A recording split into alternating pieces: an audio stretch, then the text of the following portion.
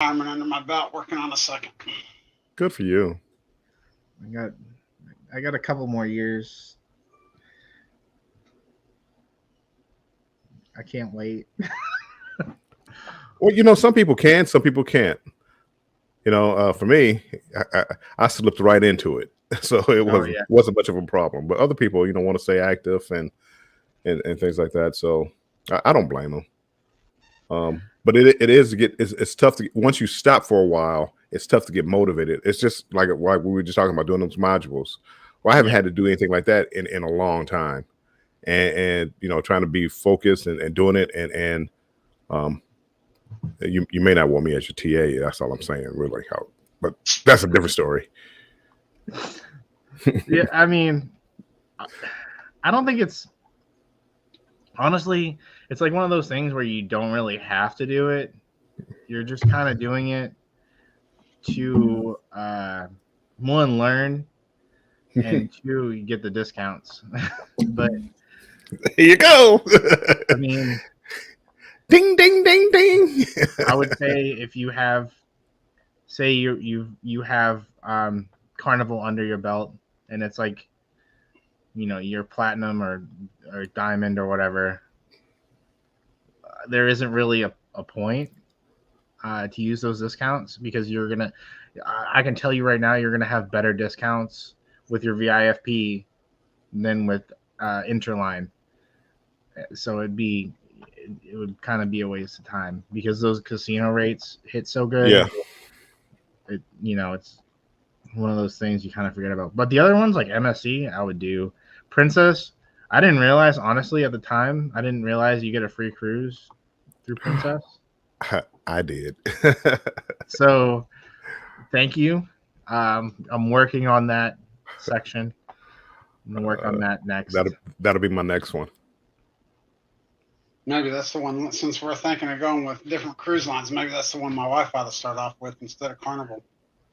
I mean, it's a good place to start if you're getting like if you're thinking about becoming a travel agent and you get that free cruise. It's hey, a free cruise. Like if it's bad, you're like, huh. But I've been on Princess and we've liked it. It's a very it has a very classic look to it. So it's one of those things that if you're into that type of thing. Let's see. Someone has a question. Yeah, that's Bamanola. Oh, but retirement, you get to do what you want, I guess. But You do. And that's you can't knock that either because, but just I mean, for me, it's like I'm doing YouTube, and I see again. Hats off to you guys with full-time jobs and kids doing YouTube. How you do it, I don't know. For me, it's a hobby. It's fun to do, and again, I enjoy doing it. But again, see, I'm not. It's not structured. I do it when I want to do it most of the time. Well, a lot of the times now, I've noticed a lot of because people don't have that time. A lot of the times now, it's very even with schooling. With my schooling, I can do it. I have structure, but they give me a set date when I need to complete everything, so I can do it on my time. And I think nowadays, because people are so busy and people have different jobs and different side hustles, a lot of the times, especially schooling and learning, it's all computer based learning. So I don't know how people feel about that, but on my end, I enjoy it because I'm not stressed out, trying to get everything done. It's funny how this generation. I see. I was always like brick and mortar schools. You go to school, you go to class, and how people actually do this online education. It's tough for me because I get distracted. Oh, look, shiny shoes over there. Oh, wait, hold on. The Z show's on. I gotta watch the Z show. I mean, all these things go on in my life, and it's hard for me to study online. If I'm in a classroom, man, I'm there. I'm focused. But at home, it's I got so many different things going on, and it's a whole lot of nothing. Don't get me wrong, people. It ain't important stuff. Yeah. Oh, let's get to the question. I forgot about it. Got a question from all y'all experts. I am not an expert. Yes, you are, Andrew. You just don't realize it yet. I was muted for the first 3 minutes and I didn't even realize it. I got a copyright claim. This is scheduled to play tonight at 8 p.m. tonight. It's You're just screwed. music, no words. How do I change the music to match the dance? You're screwed. You're screwed more than likely, Bamanola, because there's almost going to be no way to get that That yeah, that's definitely re-rendered by 8 o'clock. You would probably. Go ahead. You'd have to go through. If you go through YouTube's music selection, you'd have to pick, and then you'd have to listen to every. That's almost impossible to do. I mean, that would be almost impossible to do, to match it. You could change the song through YouTube Studio, but if you're trying to get a song that matches like the beat and everything like that, good. I mean, that's you're talking some editing there. I mean, that's some editing skills. I don't know if I'm good at that. But Bamanola, just like I tell everybody, my goodness, people kill me with this copyright claim, and oh my goodness, the world is coming to an end. It's not. Go ahead and let it play. Copyright claims means that you can't make money off that video. The money's going to go to the artist.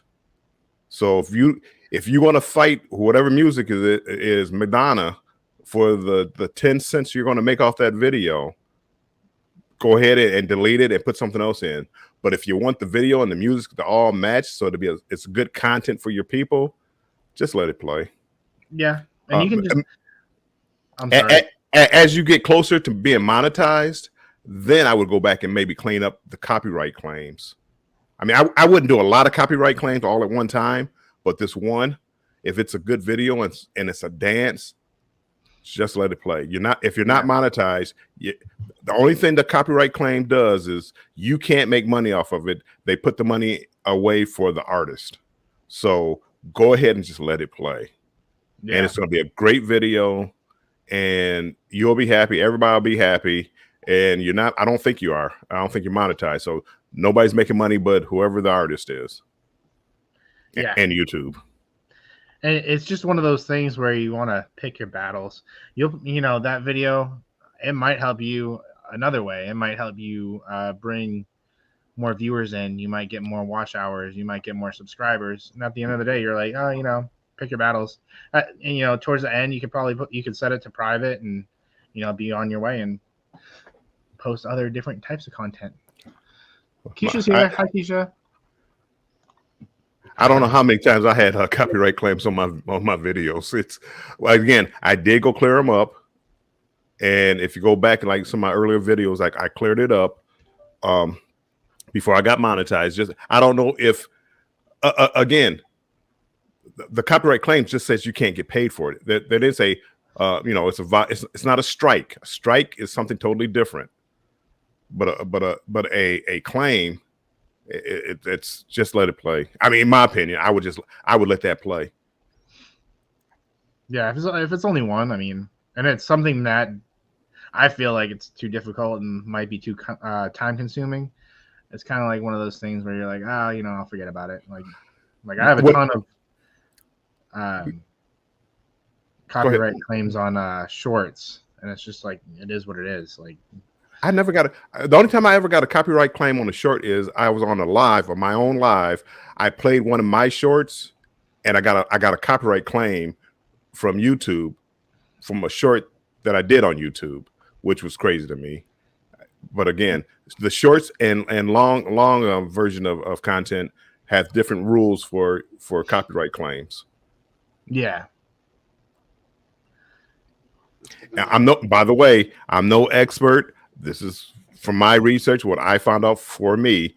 Do your own research. But again, I've had 50, 60 copyright claims. And it all depends. If I have time and it's not that important, I go back and replace the music. And I go back to the editing room and start from there and just try to replace music and things like that. But it takes a while. Yeah. Rock the Boat says we've been wanting to try Princess. but we are booked up till 2025.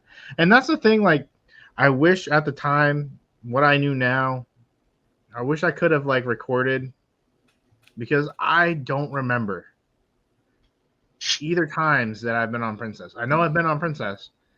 I don't remember either of the times, and it was Alaska, and it was we were going out of Houston, and I don't know, maybe it's because it was such a long time ago. I can't remember. I've never been on Princess, and again, that's going to change within probably the next year. But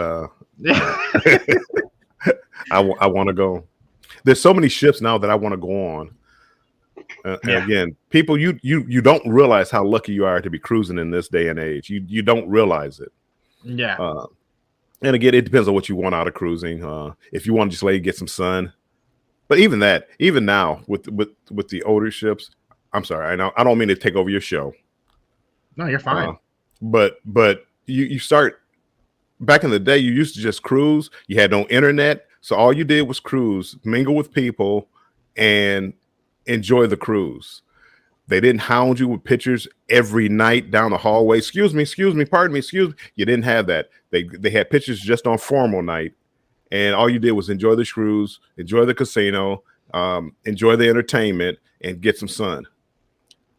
I mean, nowadays, when they try to put all this stuff on an older ship, it's all congested and crowded. You can't walk down the aisles because you got 20 people trying to take your picture. And it wasn't designed for what's going on now. The larger ships now, they have a ton of things to do, which is what I really enjoy. I love larger ships. I know, for some people it's hard to navigate because they're so big, and you have mobility issues and things like that. But there's just so many different things to do on a cruise ship now that you can stay on there for a week, 10 days, not get off the ship, and may not see everything. Yeah. And I'm gonna stop rambling. Go ahead. No, I get it. Like, it makes sense. I think the smallest ship I've ever been on, I would probably say the Ecstasy, or maybe the Dream. I can't remember. It's one of those. I think the Dream is like a mid-size. I think the Ecstasy is smaller than that. So a lot of those, I like the smaller ships, but I want to see more. I know that's where the deals are. A lot of the smaller ships will have the better deals, but yeah. But I mean, they're older, and again, I like just being on a cruise. If you gave me a $1,000 a person on the cruise on the Dream, or $100 a person on Elation, and talking about Carnival ships, Elation is an older one. Dream is a newer one. I take the $100 one. Because as long as I'm cruising, and we're going to the same ports, so just get me on the ship, and I'm happy.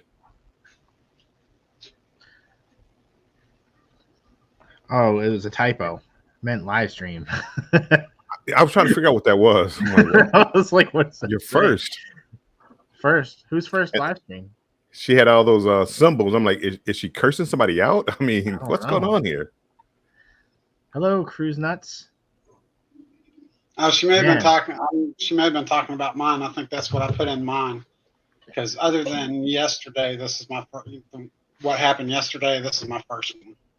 Oh, okay. Oh, nice. How do you feel about it? That's pretty good. Just kind of getting used to it, listening to all the information that you guys are talking about amongst yourself, learning a little bit. It's honestly, it's kind of tough to do it by yourself. I feel like it is. It's very hard for me as an introvert. It's kind of hard to come up with things to talk about. I was actually sitting here like 30 minutes prior trying to figure out like what to talk about, and like I finally was like, I'll just do a Q&A, whatever. My advice would be have like a topic to talk about, and then sometimes with lives, depending on how many people are in here, you might veer off track, and that's okay. You can always save it for later, have it in your back pocket. But at the end of the day, majority of the time, we're gonna talk about cruising. maybe tech stuff. Other hobbies besides cruising. I mean, there's a lot of things to do. Again, I get so nervous before I come live. It's you wouldn't believe it. And I know people think, oh man, he talks a lot. He just rambles. I ramble because I'm nervous a lot of times. If you find a topic, but find something that you love and you're passionate about, and so when you start talking about it, information just flows. And I've noticed like a lot of people, let's say scuba diving. It wouldn't go well if I started talking about scuba diving, because I would start talking, and then about 2 minutes in, you're gonna realize, hey, he doesn't know what he's talking about. Yeah. So try to find scuba diving, combine it with cruising, where you want to go, the different ports you want to stop at, then try it. Or you've been to a lot of ports.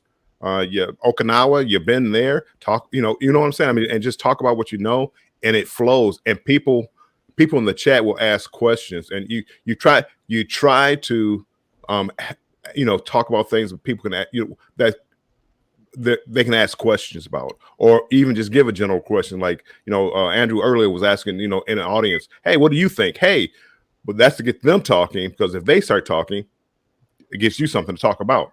Yeah, it flows a lot easier. It eventually cascades, and it's just you start talking about other things, and that's what's great about it. Oh, hey, Angie. Angie. Eddie says, delete the video now or take it out and redo it. Nah, I wouldn't. I would just leave it alone. If you want perfection, take it down, redo it. But again, I mean, if you're not monetized, why are you taking? Why would you take it down? Yeah, I mean, unless you don't want Madonna. Huh? I said, unless you don't want Madonna to get her money off of the video. Madonna, I mean, whoever the artist is, Madonna or Beyonce or. So that's only the copyright warnings are just basically saying that if you make money off of that video, they will get paid. You won't. Copyright claims. Yeah. Copyright strikes. 3 strikes, you're off of YouTube. But copyright claims just means that you can't monetize that video. And you'll see a lot of people do that where they're using content that's not theirs.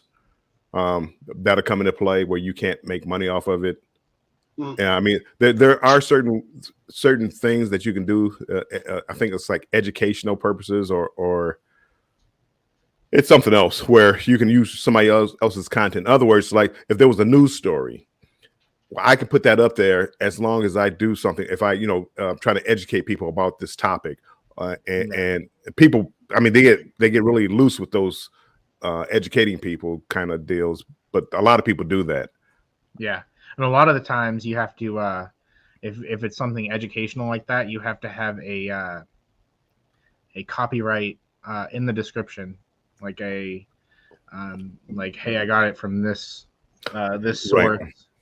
Just so that it doesn't flag it for like plagiarism or anything like that. Yeah. I mean, you try to give credit to a source, and if that's good practice. Like if one of your shark videos, I wanted to borrow it, it would be good practice. Let's say,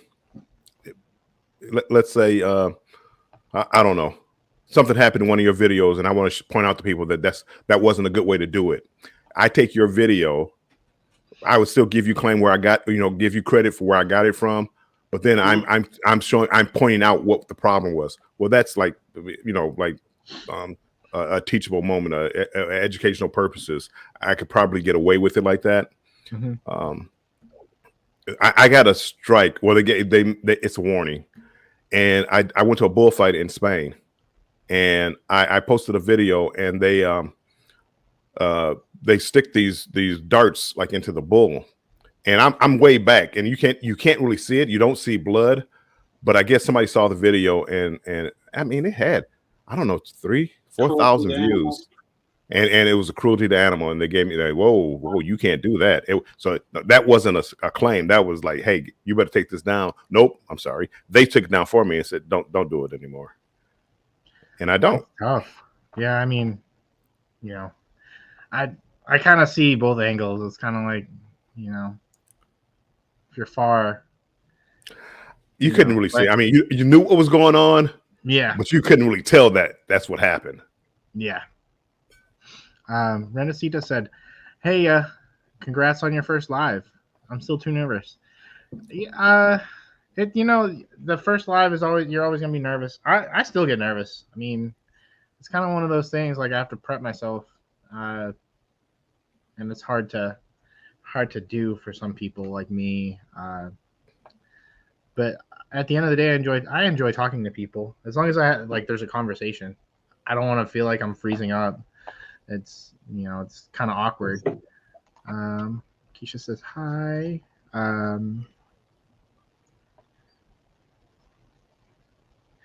Yes, all you can do is pick a similar tempo. I let it ride. Yeah, I mean, again, if you were getting tens of thousands of views on that video, yeah, I would go back because you would start making money off of that video. I'm assuming that it probably won't go viral. Nothing personal. So I would let it play. But then again, if it's a good video, you may pick up subscribers that want to see more of that content.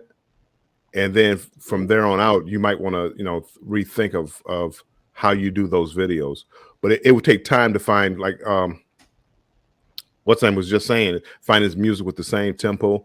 But again, you're talking a lot of editing work to do that. Yeah. I know. Yeah. Even though I don't know much about music, it's probably a beat. Like if it's a 3-beat or 4-beat, whatever they call it. I mean, I mean, you could probably do it. It probably wouldn't be that. It sounds hard, but now that I think about it, it probably wouldn't be that hard because I see people on YouTube that they do that. They switch the the music out for somebody dancing to another song, and they're on beat. But again, that I don't do that. I don't know how much work that is.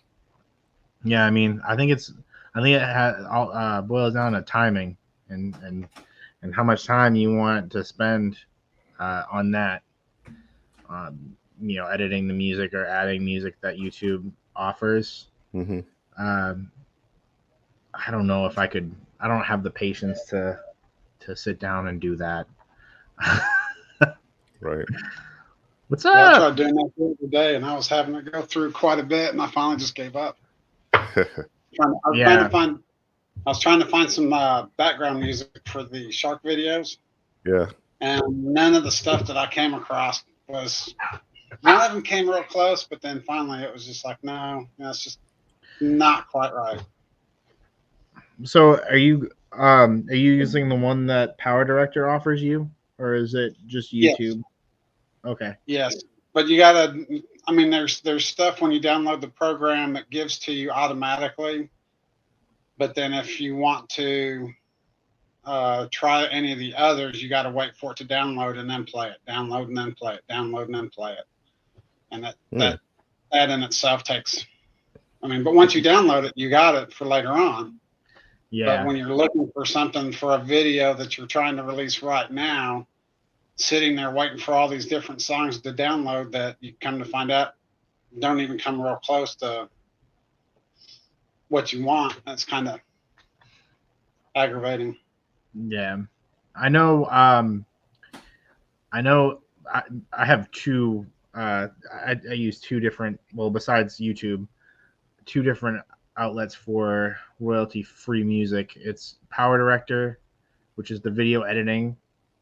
It works pretty well. Again, you have to download every song or music clip or whatever. And then I have Audio Hero, which comes with which is on TubeBuddy, and you get it for free if you have TubeBuddy.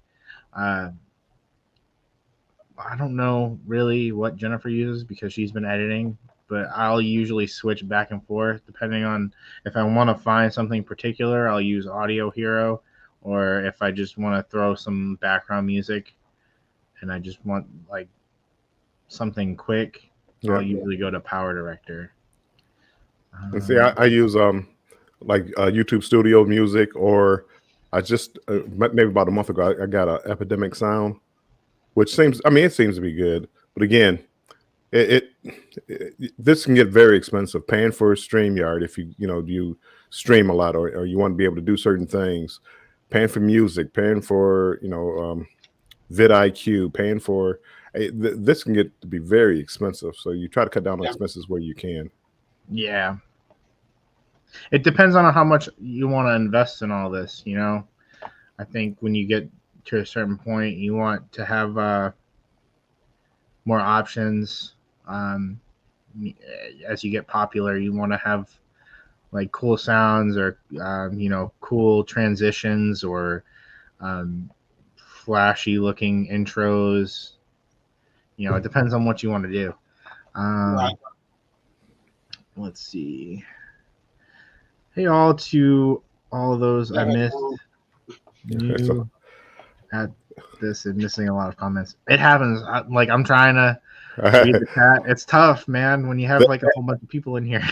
That's the problem when you start to ramble, and the chat goes, and it's like you start missing all this stuff. So it's a learned behavior that you're able to do something like that. But again, you skip through. Like if you ever watch big channels, they don't get to every comment. Sometimes you just skip some. You try. I try my best because I want to make sure that I want to be personal or personal. I don't know how to say the word. Personable. You know what I mean? Yeah, personable, approachable. Like I want to make sure I get to everybody's comments, and I try to look over as fast as I can. She saw you at Sea Lake Journeys. I don't have any like background noises that they do, but Squeaky. Yeah, squeaky. Yeah, it's all good. We're here to support my new friend. I agree. Andrew, you were talking. I was about to call you Matthew. Andrew, you were talking about like you were muted. Think about. I don't know if you were there. I thought I had ended a live, and I was still on live. New to streaming. Make sure, Tony. Make sure you end your live before you start talking. Luckily, I didn't have good friends at the time, so I was just like talking to myself. And my daughter called me, and we're talking about cruising. And I didn't go off. Well, that Andrew, my goodness, can you believe what he talked about today? Well, I didn't get caught doing that, but it could have. So when you make sure you hit that end live button, and if you lose power or internet connection, when it comes back on, you're still live. So you have to go back in there and close it out. It happened to me. Just be there. Luckily, I wasn't talking crazy like I normally talk. Yeah. Andrew knows because we chat outside of here, and he knows how sometimes I just go crazy talking. And awesome. My goodness, people. Oh, Andrew, you got your choice words in there too.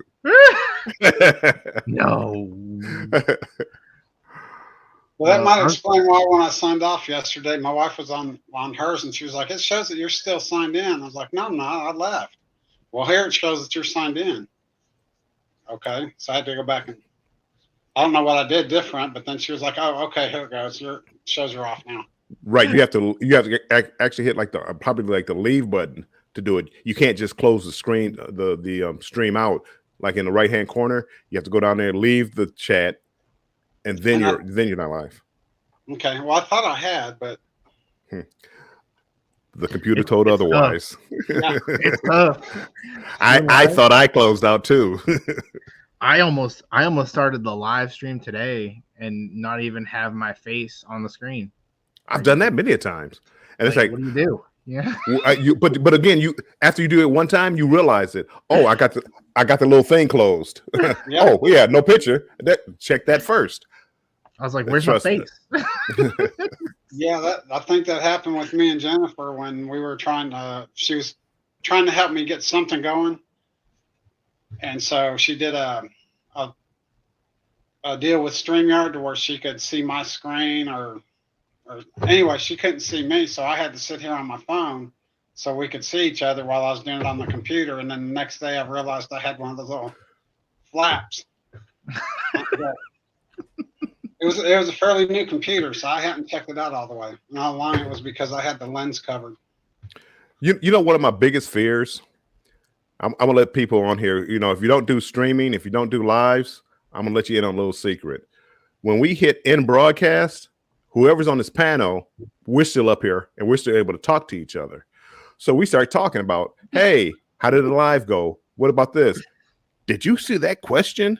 What about when that troll came? I mean, we sit up here and we're talking.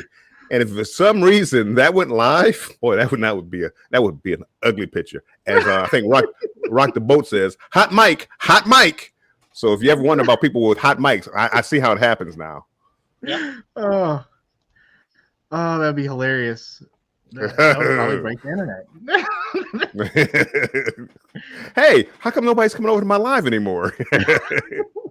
You sat up there and you literally talked about everybody. I know, it's great. Usually we usually talk about how the live went and what we could have done better. That's usually what the conversation is. Yeah.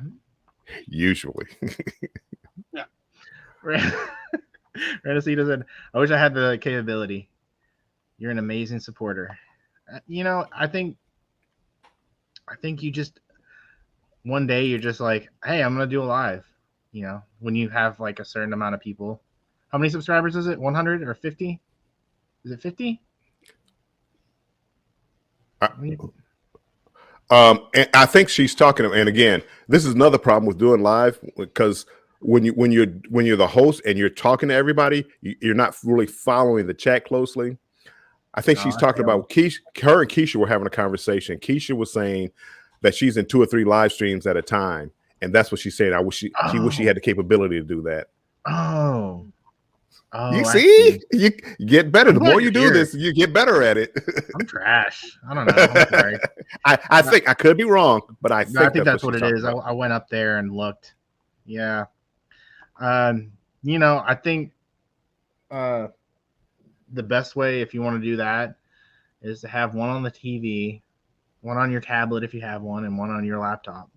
You can probably hit all 3.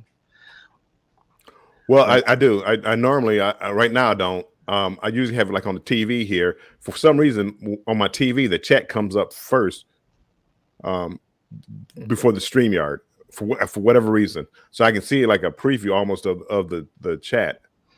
But that way, if I lose my place, I can still see if somebody else asked a question or something I want to get to. Yeah. Let's see. Warmstrong Adventures. Getting a claim off something you already posted is like getting banned on Facebook for something you shared from Facebook. Right. Well, I almost wanted to fight it, but it wasn't worth it. I just went in and deleted that little section out of it. But it was like it was a 30-second clip, and it was when I was doing my late night rambling. I did late night rambling trying to get my hours in. And they had nothing to talk about. So, I'll play one of my shorts. And it was a short that I really liked. Of course, it had copyrighted music in it, but it was okay with the short. So I'm thinking it's okay for me to use on YouTube. Apparently not. Yeah. You know, actually, speaking of from Facebook, I got a notification from Facebook one time that I posted something that was from Facebook that I shared that I got from Facebook. And it said it was inappropriate. I was like, it was from like years ago. Yeah. So I'm like, okay, I guess. Like, what? I don't know. Getting up there in age. Yep, definitely. Rock the Boat says it would have to be for a cruise in 2026. We have 2 for 2024 and 1 in 2025. And limited vacation days. Yeah, those limited vacation days. I feel it. Yeah, I used to. Not anymore. Okay. Now it's more of the bank account feels Rub it in. Rub it in. I mean, don't let me hit Mega Millions and I have unlimited money. I would live on a cruise ship. You know, I just would. I really would. Let me have the Grand Theft Auto cheat code that gives me money. I'll be all right. I forget. There's one guy who's like mother or somebody works for one of the cruise lines and he stays on a cruise ship all the time. I mean, he doesn't live on it, but he's always on a cruise. I forget his name. Anyway, I wish that was me. I wouldn't mind it. I think I would need a break though. Being enclosed, like especially in an interior room, I'd feel like closed in. You know what I mean? Because there's no windows. I would have a tough time. If you go to your very last comment, well, not second to last, Rock the Boat. He says that was from 20 minutes ago. I don't know how far I don't have the clock, so I can't see how far we are behind in the chat. Yeah, we're behind. We're behind in the chat. Cool, you're doing great. Let me see if I can Go ahead, take a second and catch up with the chat. I learned a lot yesterday just as a viewer. You can learn quite a bit from people. You can definitely get a sense of how people are. Bill, you're not streaming from your own channel today? No. I'm over here supporting Embarkation Nation. You're just wonderful. No.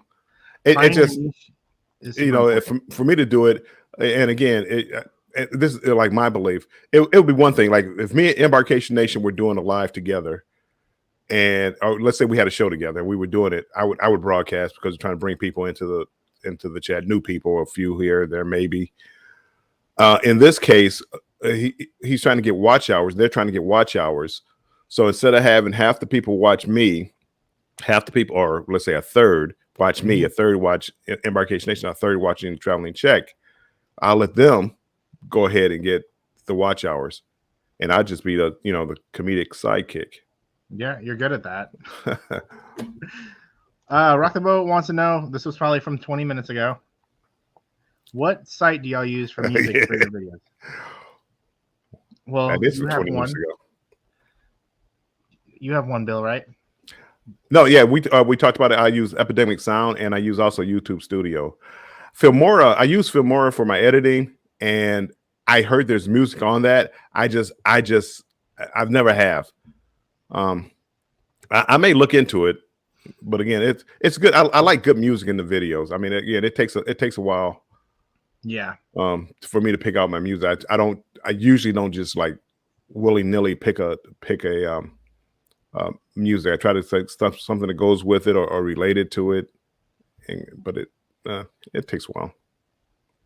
Yep, I use Audio Hero. It comes with TubeBuddy. If you have TubeBuddy, you get it for free. There's a couple other options I think on there too.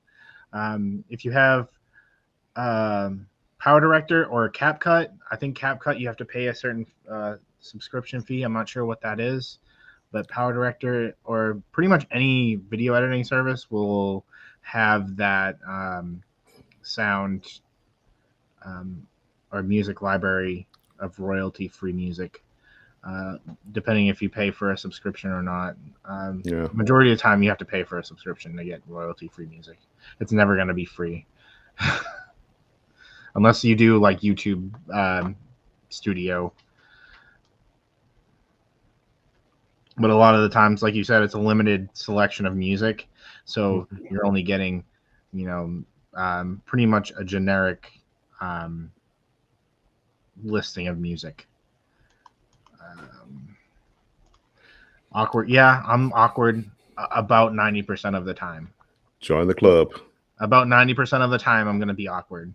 And I'm going to sometimes, I like dad jokes, so I will laugh at my own dad jokes, and it's fine. I use Thematic.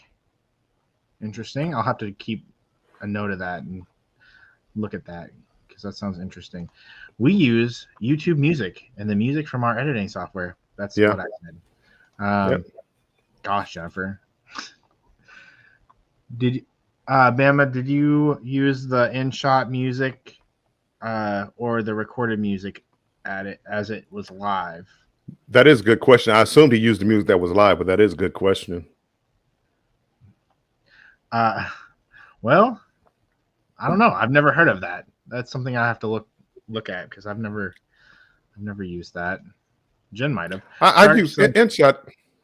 In-shot, they have music again. It's one of those like CapCut where you can use the music, or Instagram where you can use the music, but again, the artist is getting paid for it. We're not getting paid for it or anything like that. But in-shot, originally first started using InShot when I first started doing my first videos, and I loved it. If you have limited funds, you can do everything in InShot. You can transitions. I mean, you can do a ton of things in InShot. Yeah. I did do the paid version though. Yeah. And I think CapCut is getting to that level too. A lot of things, they have a lot of selections that you can do that you don't even have to pay a fee for. There is that option, but I think it's getting to that point where I'm using, like, if I'm on my phone and I want to edit something, I'm using CapCut. Yeah. Like, the majority of the time, I'm going to use CapCut. Sharks don't sing. They don't, but whales do. They have songs. They do. Yeah. I've got one video right now. I'm trying that you can hear them in the background real faintly. And I'm trying to figure out how to cut down on the bubble sound and bring the whale song out more so it's more audible. You're probably talking some very expensive equipment there where you're trying to edit the sound from one soundtrack.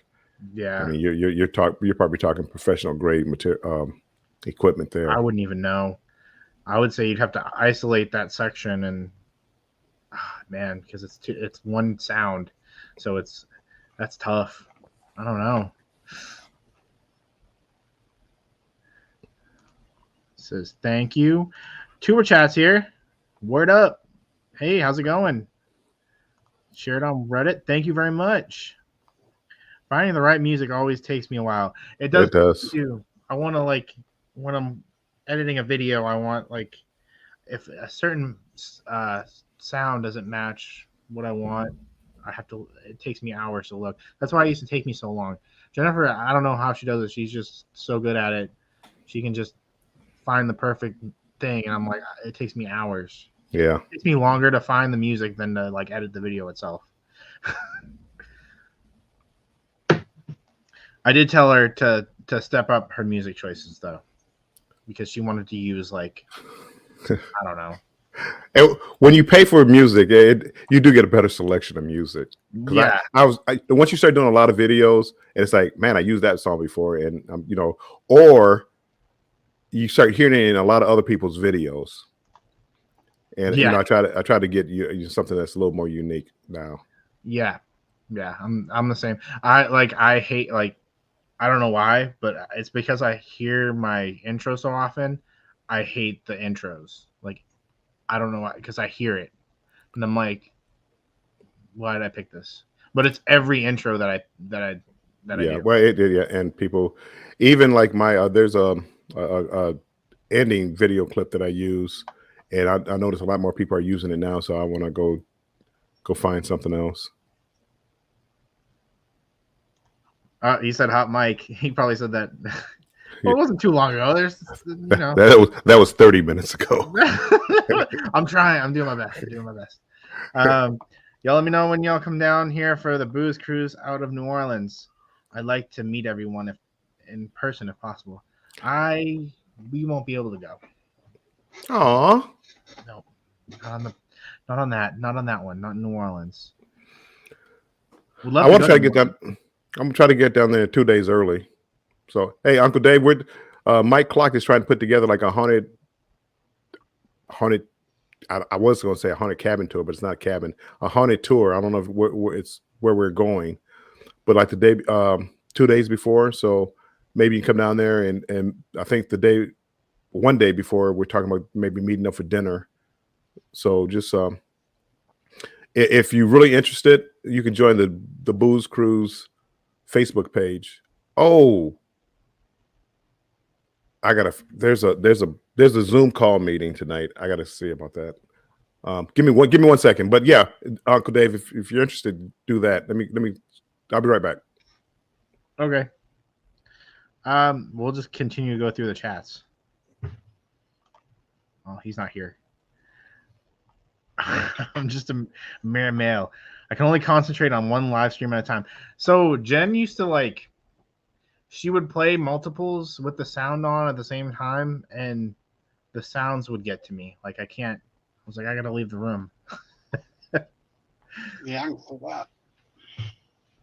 Because like too much was going on. There's too many sounds. Lisa has 3 checks and 2 nations running right now. Had to mute 4 because even I couldn't keep up with the 5 conversations all at different times. Yeah, it's tough. I don't know how people do it. I didn't know we had that many devices. I don't either. I didn't either. I was like, I don't think I have that many devices. I could probably like hook up my PlayStation and run YouTube there with the different account, but that's a lot of time. Yeah. I just uploaded video on Friday and YouTube blocked all my comments due to the fact my nieces had on their swimsuit. Yeah, I'm not really sure about that. Did you make it for kids? I'm not sure. What were we gonna say? No. I think that because there's kids in the video, they'll block comments and automatically force it into appropriate for made for kids. Yeah, made for kids. I think that's probably why they did that. Somebody got banned from YouTube for a couple of days. It was a guy who was doing some cooking, and Drunken Barbecue Chef, I believe that was who it was. Anyway, his daughter, Little Chef, was cooking, but he was off camera. But I guess maybe somebody complained because she wasn't of age to be on YouTube, so they took it down and banned him from YouTube for a few days. He went back and forth with him, let him know that, hey, I was there, but and I think he finally got it worked out. But yeah, you got to be careful about who's using your channel, and if it's kids, they're gonna. Yeah, that was definitely something to think about when we did the when we went up on Carnival and went to like the little slides and stuff. Before we even like set the camera up, we made sure there wasn't any kids around. And it was just one of those things. Like, yeah, it probably would have been like great, but I just don't want. I don't want other people really in the shot, let alone kids, like random kids. Yeah. Because apparently I missed the Zoom call. Darn it! Oh no! I know, right? I'm sorry. It's like no. It was probably early in the day, and it just slipped my mind. I need a whiteboard. I'm gonna put a whiteboard like right here. Yeah. So I can just every day I can write down. I should put it in my phone, but I'm an old school kind of guy, and I don't check my messages on my phone all the time. I guess you can set alarms. Cell phone is great. I just can't do it. We'll see how living on a ship would be. You got 31 days in a row coming, and I'm still nervous. Yeah. I did 29. And I loved it. And somebody was talking about an interior room. My 29 days I did in an interior room. I'm claustrophobic. Say it one more time. No, go ahead. I was going to say, but that 31 I'm claustrophobic. Luminosa. Well, the 31. We know about the Luminosa, but again, it's still better than being on land. Right. It makes it sound like I don't want to, like the way you guys talk about it. I'm like, I don't know if I want to go on the Luminosa. I had deals for that. I was like, ugh, I don't know. My problem with the Luminosa, it wasn't the ship itself. It was like a Spirit class ship. So the Spirit is a comparable ship. It wasn't necessarily the ship itself, but it's how they hyped it up. This Italian, the Italian flair. And when I got on it, it was like, this is just an old Carnival ship. And I was really disappointed with that. The food selections weren't the greatest. They didn't do the upgrade, the 2.0 upgrade. So you had like all the old hamburger places and the old eateries and stuff like that. They really dropped the ball on that one, I think. Well, and they had water, the ship itself. especially on the Lido deck, they had all that water everywhere. Yeah, everything seemed to be leaking. Careful, because you were in the dining rooms and stuff. Walking between the dining rooms, they had leaks of something everywhere. Angie says my claustrophobia would struggle hard on a ship, especially on an inner room. did overnight ferry, and the claustrophobic kicked me hard. I could see that if, depending on how many people are in the room, I would kind of struggle with that. It was kind of eye opening for me when we got a balcony. I didn't feel as claustrophobic, or I don't even think I have claustrophobia, but like I didn't feel as enclosed when you have that open area. But I can see where, like, if you're going for that long, I don't know, it might be tough. I'm not sure. I've never done a cruise that long, so I wouldn't know. And again, I didn't spend a lot of time in the room, and my claustrophobia is more of if I'm able to open the door, I feel okay, usually. So knowing I can get out the cabin whenever I wanted to, I'm okay. And I slept in there and had the TV on or whatever. But again, I usually only went in there to sleep or to, shower, something like that. And I didn't have any problems. Yeah, I mean, I think a lot of especially the newer ships, I think the rooms are they're making it like at least a little bit bigger now. But yeah, I mean, I could probably do like realistically, I could probably do like a 15-day and I'd be okay. But we'll see, Let's see. Rock the Boat says, according to Jaws 4, sharks do roar. They probably do, and it's probably very scary. I probably don't want to hear that. Hear that, you better run away. Oh, Will G's here. Hey, Will G. I didn't know you were here. Hey, Will G. 2 tabs per computer. That's tough. Uncle Dave, I have to say, at Traveling Check has the best non-professionally produced diving videos on the internet. Wow, that's a compliment. Wow. Yeah, they are good. They are really good. They are really good. I do enjoy them. You missed the Zoom call. Thanks, Rob. I know. Said thank you. Let's see. It was at 2. Mike was talking about it in his live earlier. Man, everybody's getting on Zoom, you. Yeah, right. Zoom's at 2. It would have made sense. Nope. I'm down here. What was I doing? I think I know about what I was doing. Then it wasn't me. No, it wasn't you. Cruising is fun anytime is here. Sorry I'm late. Hey, you're never late.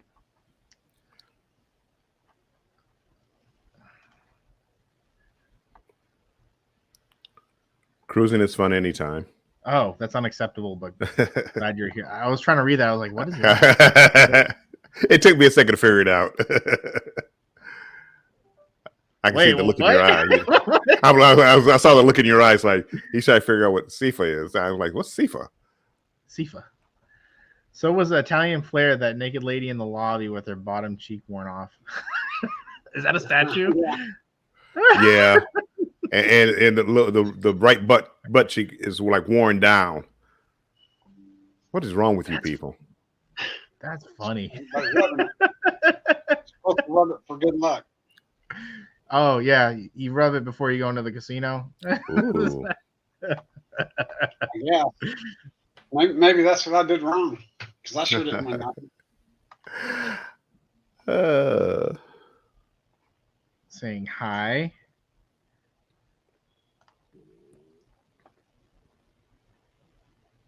Handling the bag. What bag? I don't know what that is. I'm interested. When you saying mine's still heavier? Bag? That might be talking to each other. Oh, and I missed it. We old people. No, I saw Cruising It's Fun Anytime and JNS Adventures. They had the biggest Temu bag I've ever seen. And they did a video. They had a video out today, and I watched it. They had the biggest Temu bag I've ever seen. I mean, it was like this big. But the postage must have been out incredible on that. But that's probably what they're talking about, the bag. That's funny. See, I do watch your videos. I'm gonna have to look at it and see. Didn't work. So we made it to the bottom, guys. We made Yay! it. If I had, I almost cursed. If I had watched the chat, maybe I could have made the Zoom call in time. We're so far behind. I know, right? God. This guy's awful over here. No.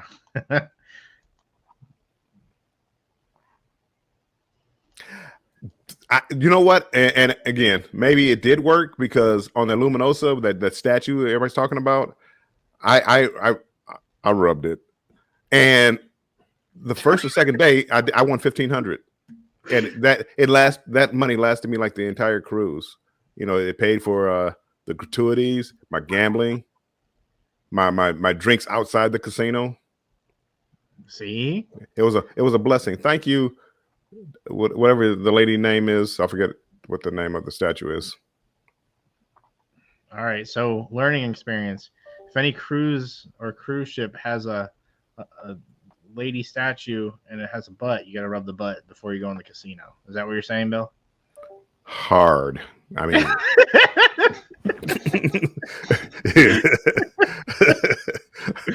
I'm just saying. I mean, if you want some luck. And then go play hot stuff game. Hot stuff. I played hot stuff game. And next thing you know, boom, jackpot. I didn't do very well on the cruise. Well, I broke even. What did I play? The Dragons. I like the Dragons. And the Pot of Gold. I don't know why I didn't feel like I was gonna do good, but I didn't do good. And then I played the Wolf game. Those were fun. Huff and Puff. The what? Huff and Puff. Yeah, that one. Yeah. I normally don't play slots. I play table games, but I do every now and then. I play slots, and I got lucky a couple of times on a couple of different ships with the slot machines. But I do a lot of I like table games.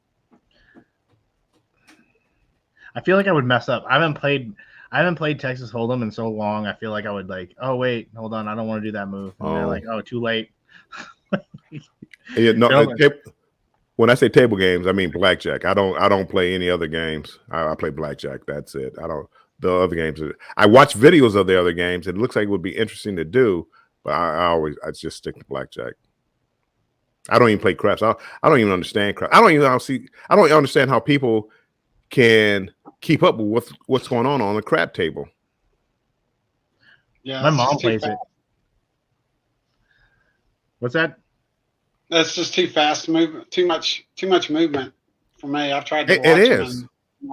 I'm like Bill. I'm just like, I don't see how they keep up. I think poker would be my speed. Poker is probably like where I would, if I would play tables, it would be like Texas Hold'em or whatever poker they have. Gentlemen, calm down. This is a family show. I'm just saying. Next time, yeah, like Karate Kid, you know. Yeah. No comment. You know, and you see people up on the next floor looking down at you, and you all just drop your head. It's like, what the? What is this man doing? Get that man some milk. I can't. Hey, Will. Next time I'm gonna take a compression sock next time. Polish that cheek. I don't know if that would work. I think you'd have to actually touch it, not have something under your hand, because then you're not getting the luck that you're supposed to be getting. Yeah, maybe like a latex glove or something like that. Maybe I don't know.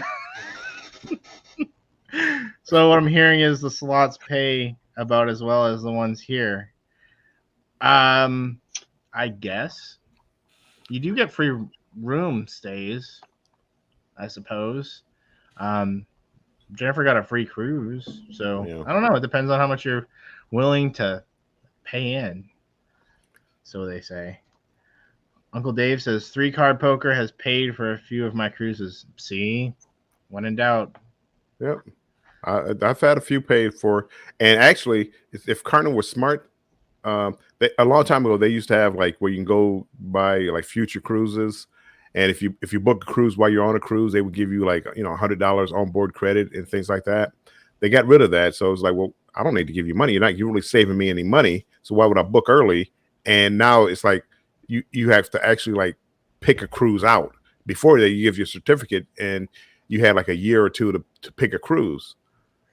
If they had that, see, I would have bought that on the ship when I won some money.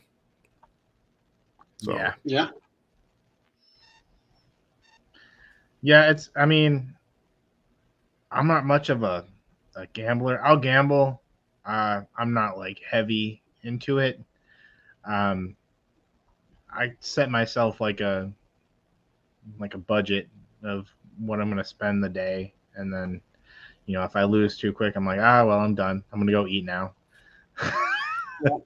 Yeah, that's kind of what we do, or at least I do. I'll set X amount, walk into the casino. When it's gone, I'm gone.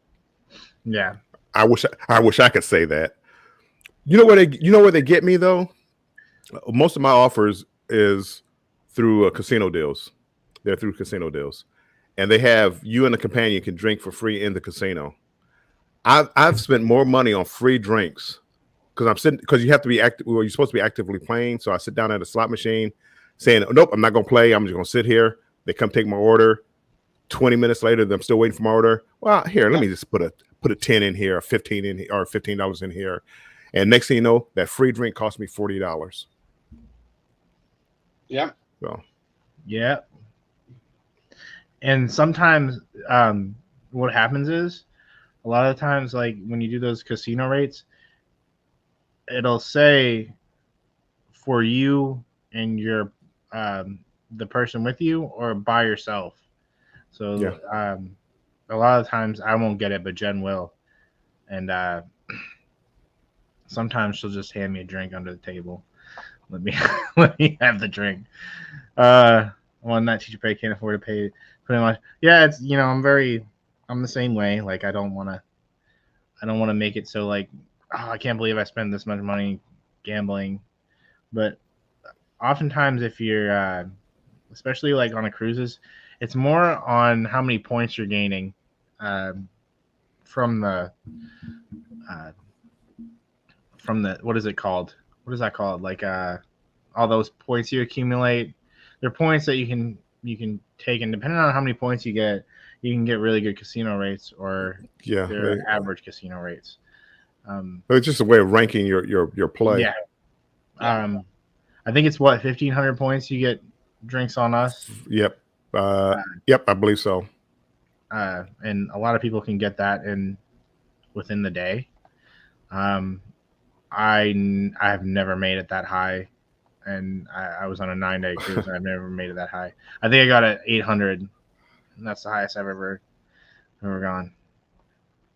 We had when we were on the Luminosa, I think it was we were a week into the cruise, and a lady sat down next to Lisa, and she was playing, and we looked over there, and this is, like I said, this is just a week into the cruise. She had 94,000 points. Okay. I wish I could see what kind of deals she had. I'm gonna give you a tip. How do they say professional? A pro tip. I'm gonna give you for my gambling degenerates here. If you cruise, let's put it on the screen real quick.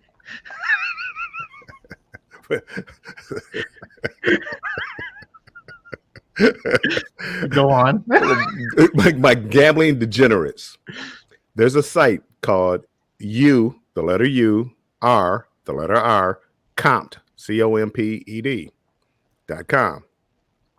It's like having a casino host, and they will search cruise lines. So I gamble on Carnival, or let's say I gamble. There's a MGM Grand here in Detroit.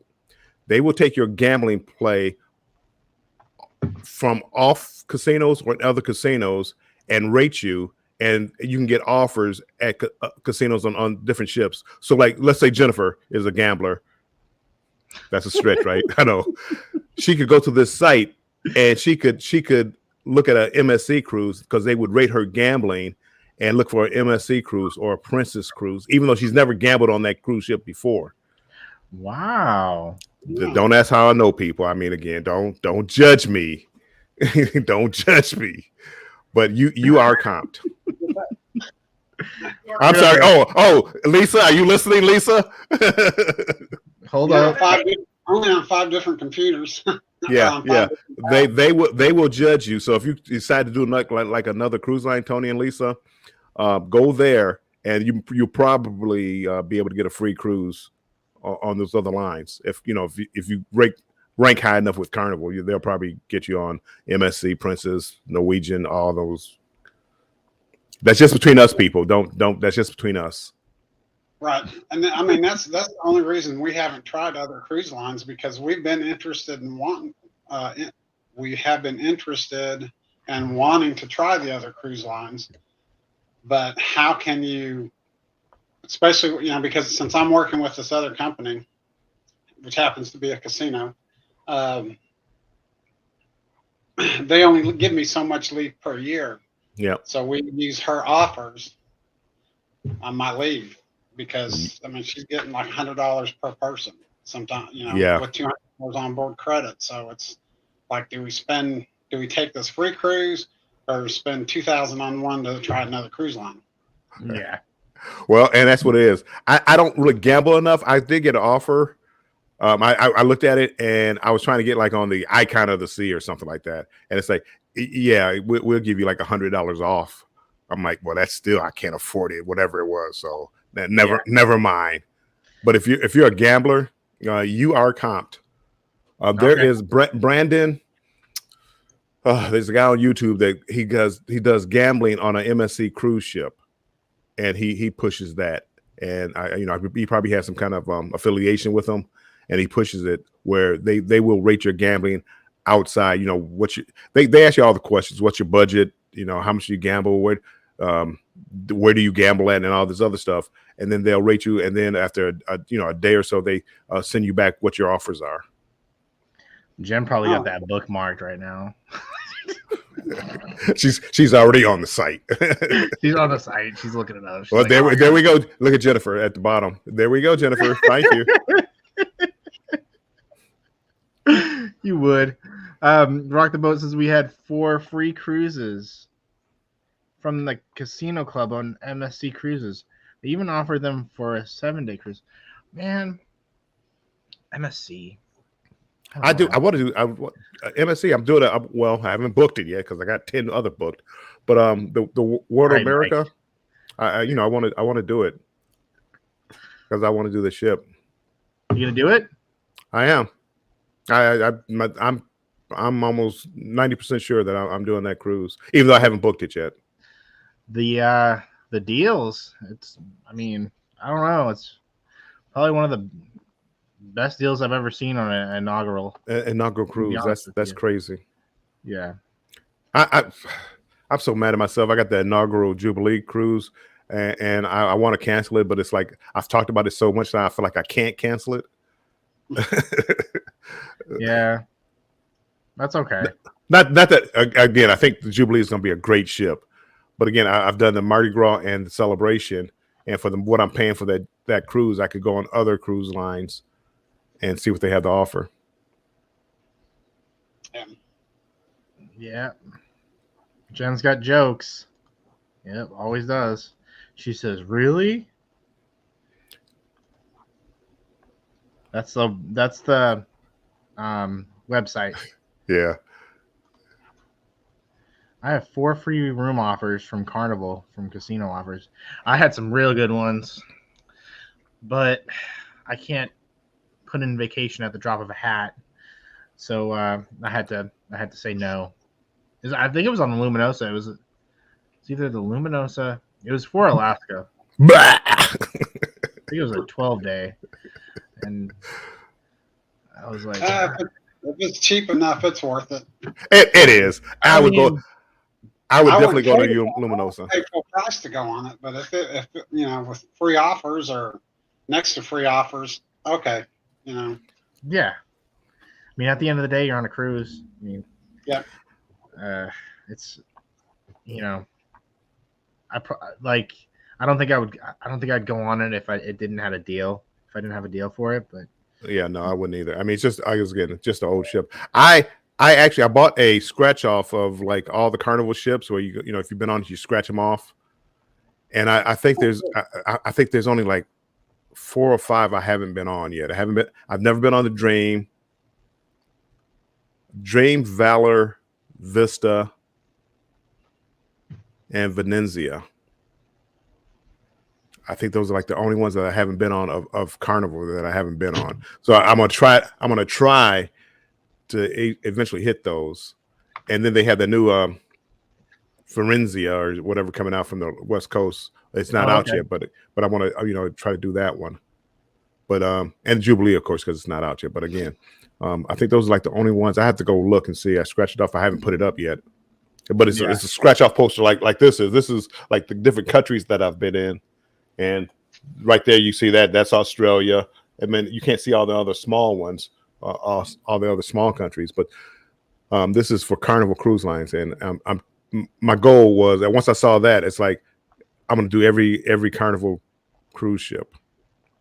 Yeah, that'd be cool. Rock the Boat says MSC World had deals on MSC America. We were booked on Yacht Club for 2025. Yeah, man, we had to do it.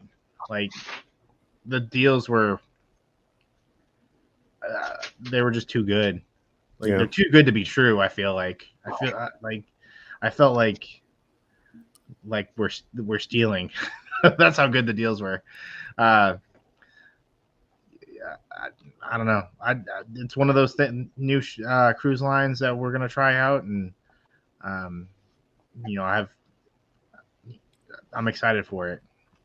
I know we watched a couple of videos on your the Europa, and it looks very elegant. It looks very nice. I really like it. It does. Excited for World America. Yay, another sailing with Warm Strong Adventures. I know. I hope he likes us. Dream is a very beautiful ship. What is a sister ship of the Dream? It's not. Is it the Breeze? What's the sister ship of Dream? I think it is the Breeze. Because again, I think I've been like on the I've been on the Breeze. I've been on the other ships, but never the Dream. And I like that class. That probably will be right behind the Vista class for me for Carnival, which is right behind the Mardi Gras, the Excel class ships, Breeze and Magic. Yeah, so I've been on Breeze and Magic, and I like that class of ship. But again, yeah, I'm easy to please. Yeah. Actually, both of those are Dream class. So, if you like those two, you'll probably like the Dream. I would imagine. Again, it's a Carnival ship, so I'm sure it's pretty much a Carnival ship. Yep, Breeze and Magic. Yep. I've got 20 days till Platinum with Carnival, which I'll complete in 2024. Thinking about trying NCL or Royal. Thoughts? I want to try both of those as well. That's my thoughts. I've only done the older ones, but NCL, their newer ships coming out look top notch, and Royal again, they've been doing top notch since 2009. Yeah, and I've heard the food is pretty good on Royal, so that's from what I've heard. The Windjammer, Playmaker. Yeah. They get the wings too, right? The Playmaker is supposed to have some really good wings. Yeah. I get to find April 8th. I'm going on. I can't wait. I'm so excited about that. April 8th. April 8th. I'm going on. My daughter has a 4-day cruise on the Allure of the Seas. Oh, that's gonna be fun. And I mean, I look at it, but they haven't renovated it, and I wish they would have done that. But again, I still think I love it. Yeah. We've done 7 on MSC across 4 ships. just keep in mind they have European sensibilities for the ship. Also, if you can go yacht club, they treat you better. Okay, that's What sensibilities? European sensibilities. What are we talking about here? like an open mind towards like what kind of food they have, or maybe how they treat people. I'm not sure. Yeah. I just want to know what that. Again, I know in my head what I think it means, but I don't want. I want to know kind of. Yeah. What to expect. Because I guess that's what the Luminosa, when they said it has the Italian flair, I was expecting I was expecting the Venezia layout on the Luminosa when they said Italian flair. That's what I was expecting. I didn't get that. And I was disappointed.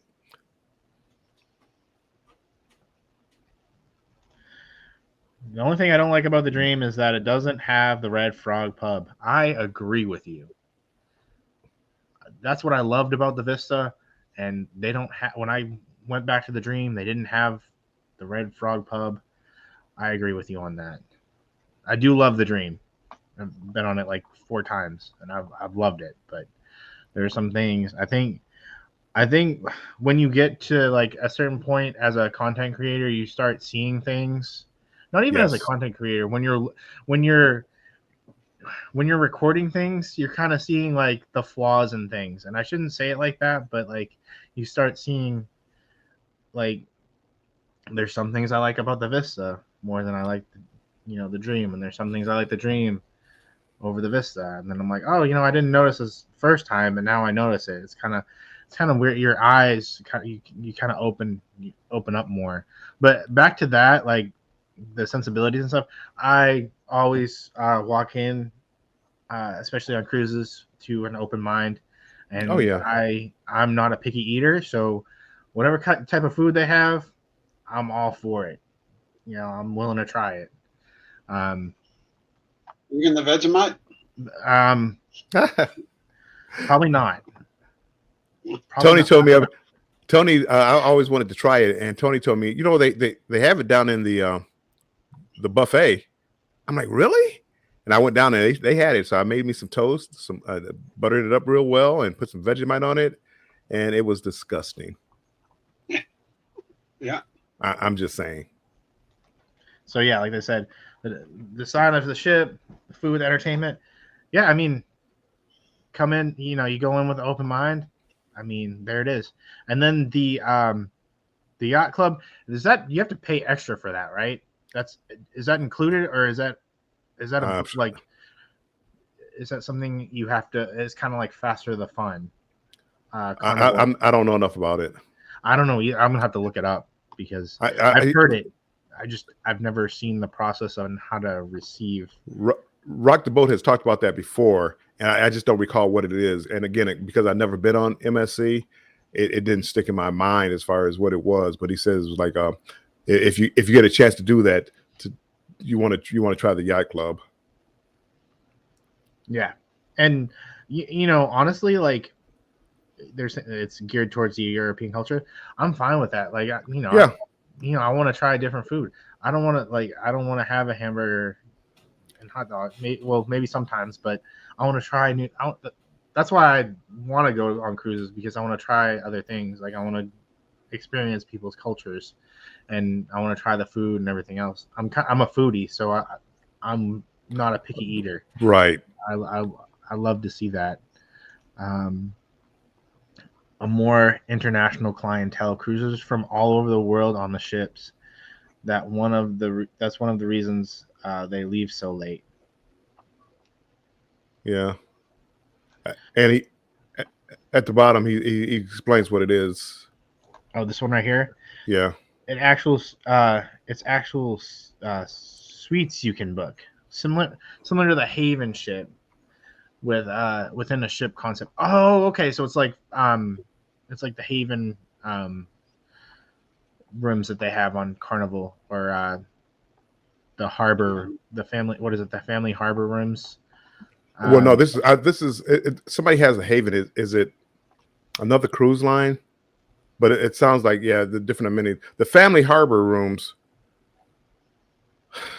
they're just basic rooms, and there's just like an area down on that floor where you can go and get the kids and play games and get some snacks. I think this is a little more deal toward like the adult side with the options. Okay. Cruising on the High Seas says, I would love to book another cruise right now, but the pocketbook says no. Exactly, Rob. I agree. But I do know I'll be booking one on late than March 31st, 2024, or January, February 2025. Let's see. So back to the to that. Costs a little more, but not as much as Haven. Plus, you get priority everything. So it's kind of like you get that concierge. Yeah. Without spending a whole bunch of money. Something tells me, my wallet tells me, yeah, just stick to your standard room. But you never know. I mean, it'd be kind of cool for me. Okay, y'all gotta go. I have papa duties with the grandkids. Have a good night and be safe. You as well. You too. Take Bye-bye, care. Uncle Dave. Thank you for coming in and watching. Yeah. This entertainment, like NCL Haven. Maybe we should really consider Yacht Club. I can look after this. I'll look on MSC bookings and see if there's an upgrade, or I'd hate to cancel it and redo it. Maybe I can call them. We'll see. It's funny. Earlier you were talking about like YouTube and looking at ships. I've been on a lot of ships, and when I started doing YouTube, I started looking totally different at ships. If you ask me, again, I've been on over 40 cruises. You haven't heard that before, have you? Anyway, I've been on over 40 cruises, and I couldn't tell you much about the ships other than I had fun. I couldn't tell you the cruise director. I couldn't tell you about the restaurants, the bars. I went to a bar. They had a drink. That's all I could tell you about it. Once I started doing YouTube and started filming the ships, now I started paying attention to like bar names, cruise directors, the activities on the ships. And it just, I look at the ships totally different. So that's why, just like, you guys are talking about the Breeze and Magic being sister ships to the Dream. I can't remember those ships. Once I got on the ship, it's like, oh yeah, I remember this. Oh, I remember. I can remember something like that. But off the top of my head, because all I did was just get on the ship. So doing this makes you open your eyes up, just so you can talk about it, more. Hey, little fella. Hi, puppies.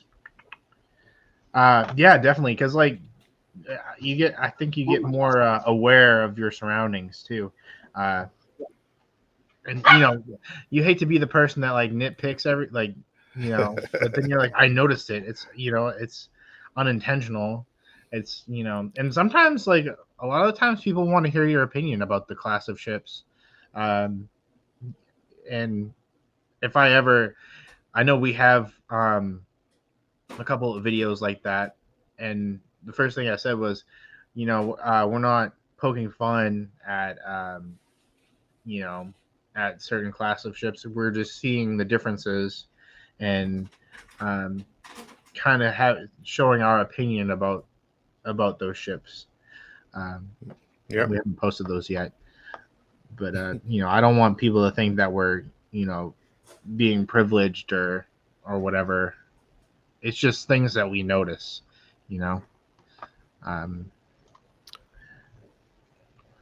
Originally it was only $300 or more than regular balcony. Lately the price has gone up, but it's still a good value. Drink package, Wi-Fi, and spa area access is included in room price. See, that's man. I think MSC is going to be one of those things where it's going to be part of the big. What do they call it? The big three, or the big four. I think it's going to be one of those. It's going to be those up and comers. It's going to end up anywhere. I think Galveston is going to eventually have MSC. Okay. So that's something that's definitely that we're going to look at, especially with their I said this earlier, but it was off live. But they do the loyalty match. So, if you have Carnival or Royal, you can match. Okay. Oh, status. Yeah, the status match. That's what I meant to say. You know what? I applied for that. I never heard back. I need to give them a call. I think that's originally why I didn't book it originally, because I was waiting to see if I can get a status match, and I never heard back. And then I wound up spending money on something else, I believe. So, yeah, I had to submit. Like, I took a picture. You go into the link, and then you're supposed to. I screenshotted my VIFP, my gold, my. I don't want to say it's embarrassing, but gold. Ew. Ew. But I sent it in, and I think within 48 hours they sent me back like, "Hey, welcome to such and such. You're this level," and I'm pretty really level, yeah. And they say you have. So the way it is, the only downside is it disappears after a certain amount of time. So you put that in, but if you don't book anything between now and I think it was like 3 years, your rank will disappear and you have to do it all over again. So heads up to anybody that does do that, make sure to have a booking under the table when you I'll make sure after you do the tier upgrade. Dory, she made her official YouTube debut. Rob with Cruise Brothers here. Hi, Rob. Hey, Rob. Hey, Rob. They have a policy: kids under 12 sale free.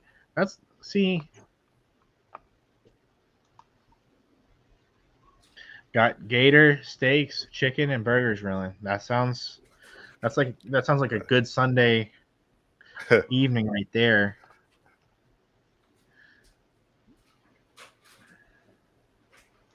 Rock the Boat says MSC does status match. We started our first cruise as a second highest tier. Okay. See, that's pretty awesome.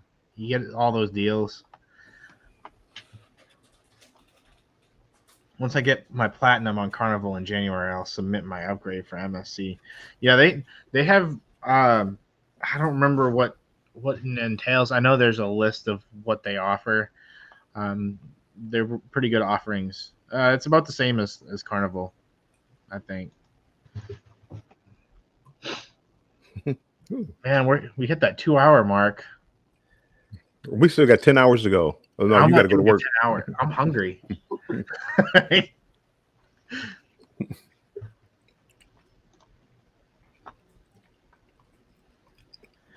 Rob asked if you're going to be in NOLA in October. I am. I'm being for the booze cruise. For the booze cruise. Don't know where I'm staying at. Haven't looked at a room. Nothing. Best Western has a really good place that we stayed at.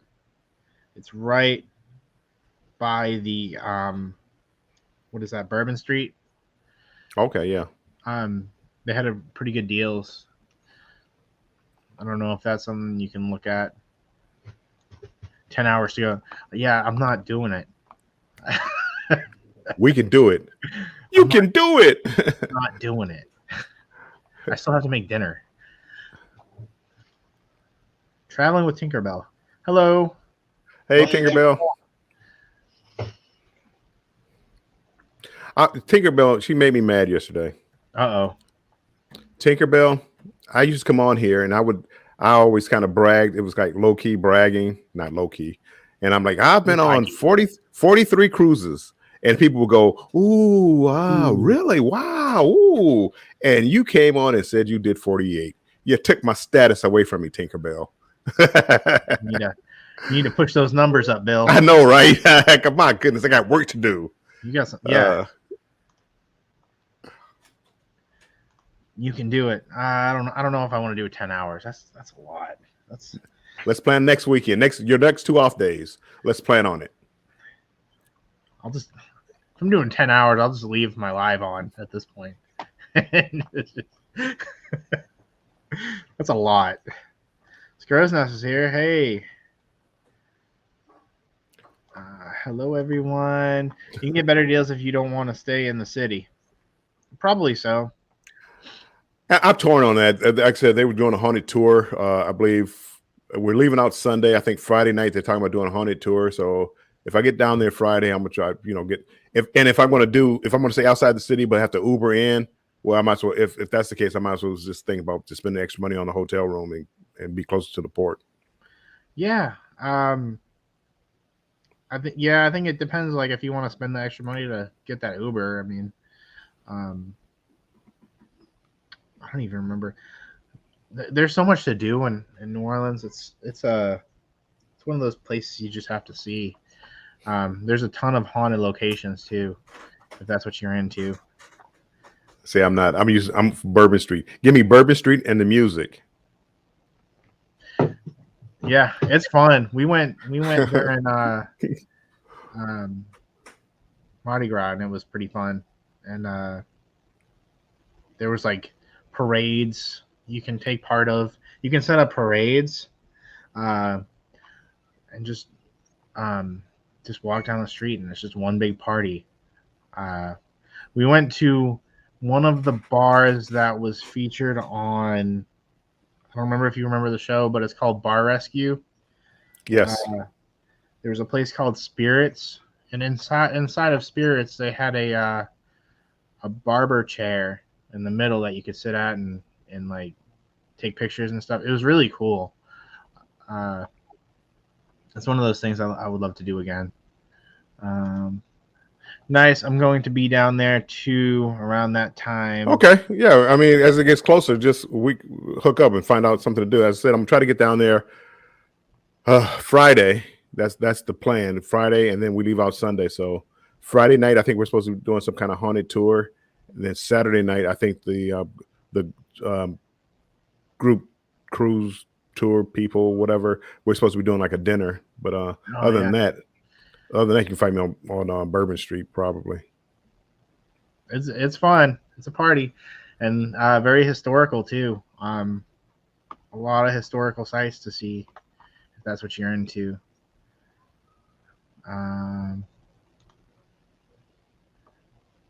Did I hear next weekend I'll go 48 hours? 48 hours live? No. Tag team. Huh? That'd have to be a tag team show. Right. I'd have to follow. I'd have to take a nap. You're gonna watch a live, and it's gonna be me sleeping. Well, no, that's where you tag him. He comes in and fills your spot while you sleep, and then you guys switch out. From what I hear, that wouldn't be the first time. What? Somebody sleeping on a live.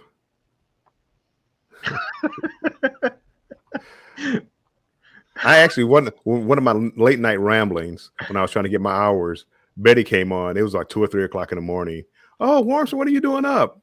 I'm just trying to get my hours, Betty. Just trying to get my hours. She came on and said, "Oh, I'm here." She wound up going to sleep. She was up there on the panel going to sleep. Betty, you can go to bed, Betty. Go to bed, Betty. She's Warmson. You can use that in the clip. I'm like, I'm not going to do that, Betty. Haunted tour at NOLA, it's gonna be a blast. Yeah, I if I could go, I'd go. I'm into that kind of thing. So, there isn't a whole lot of places down here. A lot of the places down here are too dangerous to explore by yourself, and I'd rather not. Mm-hmm. I probably wouldn't do that, but I'm always interested in those kind of things. It says the haunted tour is going to be Saturday, to what I heard. Oh, again, and I haven't been keeping a real close contact with it. Mike Clock, and again, I don't know who's doing it, but Mike Clock I thought he was talking about Friday, and then I heard Bruce say something about trying to get a dinner together Saturday for everybody. But I could be off because, again, apparently I missed the Zoom call today. For shame. I know. I haven't been to one yet. What a knucklehead.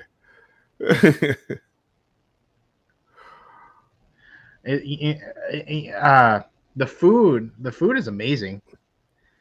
I got to try some real authentic New Orleans food, and it was amazing. The gumbo was really good. Jambalaya, red beans and rice. It was like, See, I don't eat seafood, and I don't eat red beans and rice. So yeah, give me a hamburger, give me some pizza, give me what? the beignets. Beignets, I really enjoyed the beignets. I forget my niece used to live down there. We went to some shop. That was the greatest food I've ever tasted. I can't believe this, Bill. You're a picky eater? I'm very picky. Meat and potatoes. Oh, you gotta try everything. Let's see.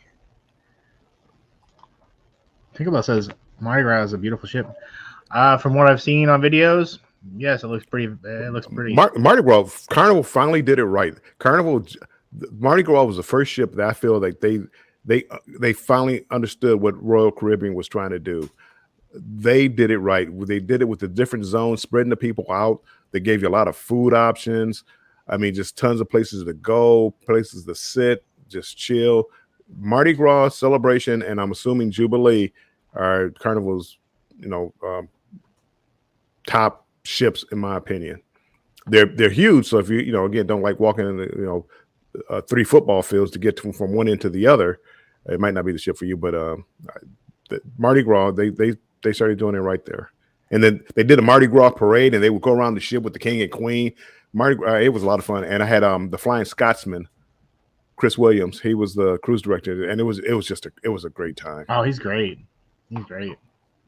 We've had him a few times. He's pretty awesome. Kelly and I did a haunted tour of Oklahoma University one Halloween. It was pretty cool. Man, that sounds like fun. I never get to have fun like that. That's too busy cruising. I'm too busy cruising. Well, that's what happens, Bill, when you miss the Zoom call. It is. You don't know what's going on. And I tried to go over there, and there's like all these conversations. Like, man, I really need to get over here because I have no idea what's going on. I don't know. I just want to go on record, though. It wasn't me. Bill did it. It's me. Orange Cone Vlog is here. Hello. And Tinkerbell's asking when did I go on a Mardi Gras. Mardi Gras, I had to do that like maybe January of 2022, probably. I did a back-to-back, and the ship was empty. The Mardi Gras was a great time. There were a couple of problems. They had a couple of venues where they had like live music, and it kind of bled into the each venue, so it kind of messed up the sound. They corrected that problem like on Celebration. So they did a few tweaks on the Celebration. So I think Carnival, the ship itself is Celebration is better, even though it's like the same ship. The ship itself is better, but when I went on the Mardi Gras, the food was better. But I went on the inaugural cruise for the Celebration, so I'm going to give them a break because maybe they were still just learning the ship. Yeah, could have been the case. Hello. Hey, Mike and Rihanna. Man, I think that's it. I don't know. You got anything? We talking cruising. Man, my goodness, I could sit up here all night talk about cruising. I think my dream cruise would be like probably Japan or maybe Ireland. Yes. I mean, again, just wait till I get retired. And I didn't know about this earlier in life. I don't know how long they've been going on, like the Trans-Pacific and Transatlantic cruises, those longer cruises. If I had the money, Tony, you're going on like the 31 day? Yep. Doesn't that hit Japan? Yeah, it's gonna. Yep. The first stop is Guam. The second stop is Okinawa. Then there's either 3 or 4 more stops in Japan, and then there's like 4 stops in Alaska. I mean, that was like my dream cruise. I look every time I go to my profile on Carnival, I look for a deal. If I get that deal, I'm gonna be on there with you. Okay. Yeah, my goodness. Can well, you put me in I'm your excited suitcase? about that. Well, I'm excited about that particular cruise because of the stop in mainly because of the stop in Okinawa. That's where I grew up kind of as a kid. My dad being in the military, we were stationed over there for 6 years from 68 to 74. And we'll be going back. We left when I there was was somebody 13, and 74. We'll be going back in 24, which is exactly 50 years later. So I'm real excited about that. I've even gone on Google Earth, and the house that we lived in on base is still there. The churches that we went to are still there. The school I went to as a kid is still there. So we're trying to figure out a way to get on base to maybe go visit some of those places. I'm sure there's got to be a way. There's got to be a way.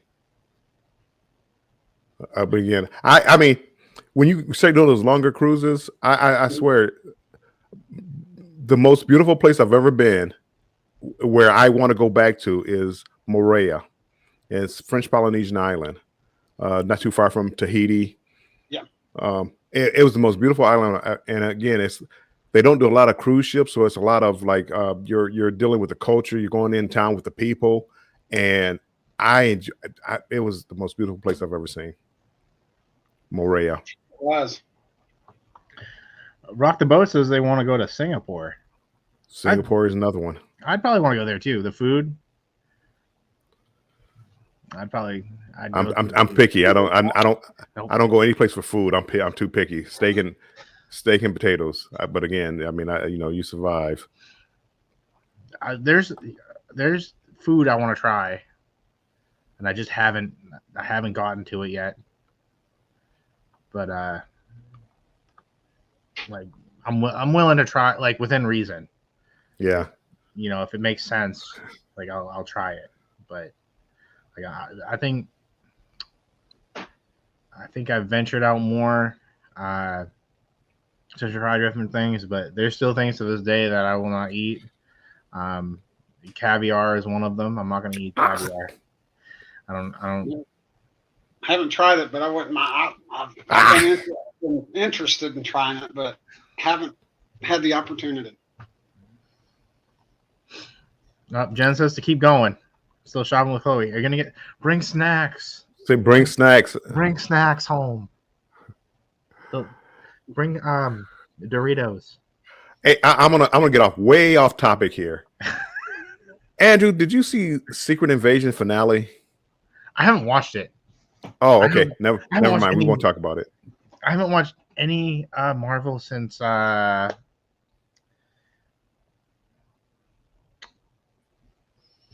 Oh, hey, Andrew, Lisa wanted me to remind you she's bringing the Vegemite for you to try on the Jubilee. I can't remember. We thought it would, because of all the hype, we thought it'd be pretty good, so we bought a bottle until we tried it on the ship, and then it was too late to return it. I was trying to steal some of theirs. Hey, can I try some of yours? He said, "Bill, they have it up on the deck." Oh, I'm like, really? Okay, well, I don't need to steal yours. I can go get my own. And I tried it, and as I said, made some toast and tasted it, and you can see it's an acquired taste. I mean, yeah, it wasn't the worst. No, it might have been the worst thing I've ever tasted. I don't know. I keep trying to figure out that there's got to be something that makes it taste good. Otherwise, it wouldn't be that big. Right? Popular. Right. I mean, you would think it has to be something to it that I'm missing for this many people to like it. Yeah. Well, it's probably like, people like you can really like either really love mustard or really hate it. It's kind of like one of those things. And I guess if you've grown up with it for so long, it's kind of like one of those things where just your taste buds are used to that. Well, I would rather spread mustard over a slice of bread and eat that than Vegemite. No, but earlier he asked, I think the last Marvel show I watched was Winter Soldier. Well, I think that was the last show I watched. So I haven't watched any. You're behind, sir. Yeah, I haven't watched She-Hulk or I haven't watched. Sir, what? You call yourself a Marvel fan? Come on now. I've been Been busy. late. Been- I haven't even watched the third season of Mandalorian yet. I'm behind. Send those deals at Carnival. Bill needs a vacation. I do. I can't. But Jennifer, things happen for a reason. I really believe that things happen for a reason. I need Carnival to stop sending me deals, and that will make me venture out to different cruise lines. It's like they know. It's like they know, because it's like if here's World America. Come on, Bill. For $2,500, get a balcony room and come on World of America. Hey, Bill, you want a 30-day cruise for $100? Yeah, I take that one. Yeah, right. And that's why I've never been like on Oasis class ship. Carnival always gave me these great deals, so I go on these cruises. But I always want to go on Oasis of the Seas. Oasis of the Seas came out in about 2008, 2009, and I always wanted to go on it. But Carnival always gave me these great deals. And Royal, well, I'm paying full price, and it's like why would I pay full price when I'm going to the same ports on Carnival ship? So that's why I've always done so many cruises on Carnival. Yeah, that's us. Rock the Boat says I'm open. I'll try anything at least once, as long as you put some fire to it. So some like seasonings. No, well, probably heat. No sushi. Oh, I'll eat sushi. I like sushi. I'll eat it. I heard they have sushi that's cooked. Yeah, you can get that. I thought that's cooked fish. That's not sushi. I mean, sushi I always thought was like raw fish, but somebody said no, you can get it cooked. I'm like, well, that's just fish, right? Yeah, you can. Yeah. I mean, you can get it. There's some that you can get cooked. I prefer that over regular. Escargot is a no-go for me. Me as well. I'm not going to try that. I'm good. I'm not as adventurous with food. I'll try things, but normal. Still go back to food patterns. I mean, I'm pretty open. I'll try anything. We came across something. I forgot the name. I can't remember the name of it. But when we were in Hawaii, when we stopped on the Luminosa stopped in Hawaii, it was some sort of a spam roll. It was rice, spam wrapped in seaweed. Yeah. They made it out to be this big, kind of like Vegemite deal, where it's, oh man, that's fabulous. You just got to try it. It wasn't bad. I mean, it was edible, and I like seaweed. But this stuff here, I mean, it was just like, okay, well, I mean, I didn't see the hoopla about it, but it wasn't bad. I did it. I didn't have the seaweed, but I had it was made musabi, I think, or whatever it was called, and it was like a cooked spam with rice, and like kind of like a sushi roll. And I tried it. It wasn't bad. I've never had spam before, and it wasn't bad. I mean, was it? I mean, was I crazy about it? No. No, but I mean, it was okay. It's not something you'd write home about, but yeah, that's their signature, isn't it? Like they like spam is like their thing. Like they love that. It is. It was like a lot of delis. You go into the stores, and here, here's the deli. Here's spam rolls and all this other. I'm like, okay, I'm in. I feel it, Andrew. We just finished Miss Marvel. See, I haven't watched that one either. Come on, people. Not that long ago. We're so behind too. Well, I don't know. I haven't even I haven't watched Black Panther yet. The second one, and I want to. Come on now. I just failed. The last, I think Guardians was our last movie that we saw with Marvel. I enjoyed that one. That was really good. Bruce and Cruisevet will be with us. Maybe we will want to try as well.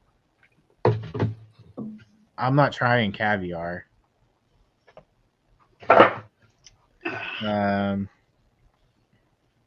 Where's Down Under Cruisers when we need him? He's just working hard. It's Monday there, so he's working hard over there. Rock the Boat, been trying to go on Oasis of the Seas since 2010, but yes, too expensive.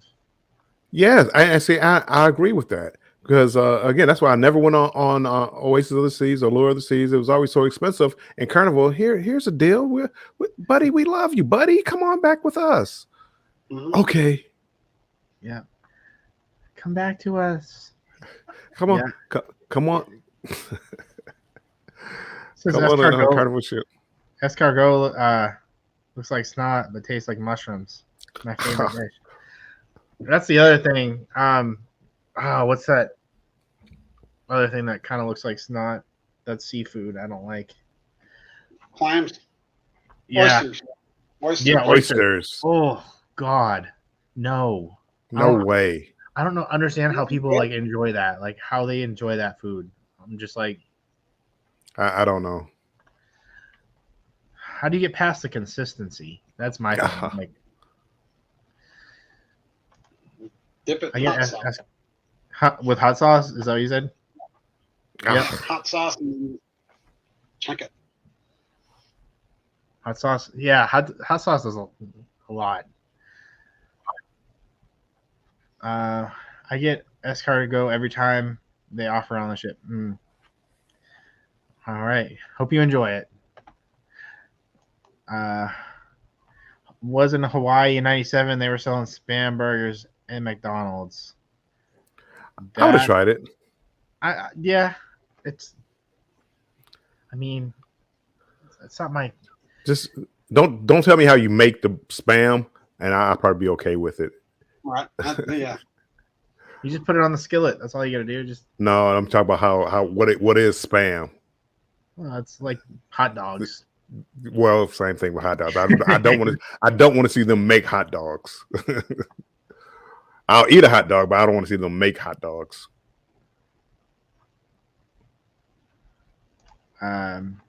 Between teaching grad school and K schedule, it's tough. Yeah, it's tough. It's tough trying to watch. It's trying to watch shows. Like when I'm on my lunch break, I can probably get like an episode in, and then that's it.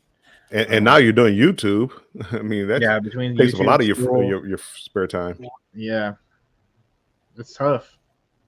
And then sometimes getting a video game in, and I can't just sit down and play for an hour. I have to play like for a couple hours. Yeah. So there's a lot of scheduling involved. Jennifer, my sister. I'm getting hungry. Snacks, Jennifer. Snacks. I need snacks. Get the 2 lemon bars. A what? 2 lemon bars. Product joke. Yeah. Eat some Vegemite. No. Escargot. Oh, I already read that one. What am I doing? Close your eyes, open your mouth, and shove it in. Just eat it. Is that the slogan to Vegemite? I think it's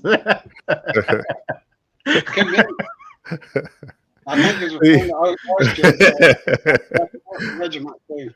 This sounds like talk for a late night show. Prime time. Right. Oh boy. Sadly, cruise ship is the only place I can get escargot. Yeah. Anywhere else is going to be too expensive.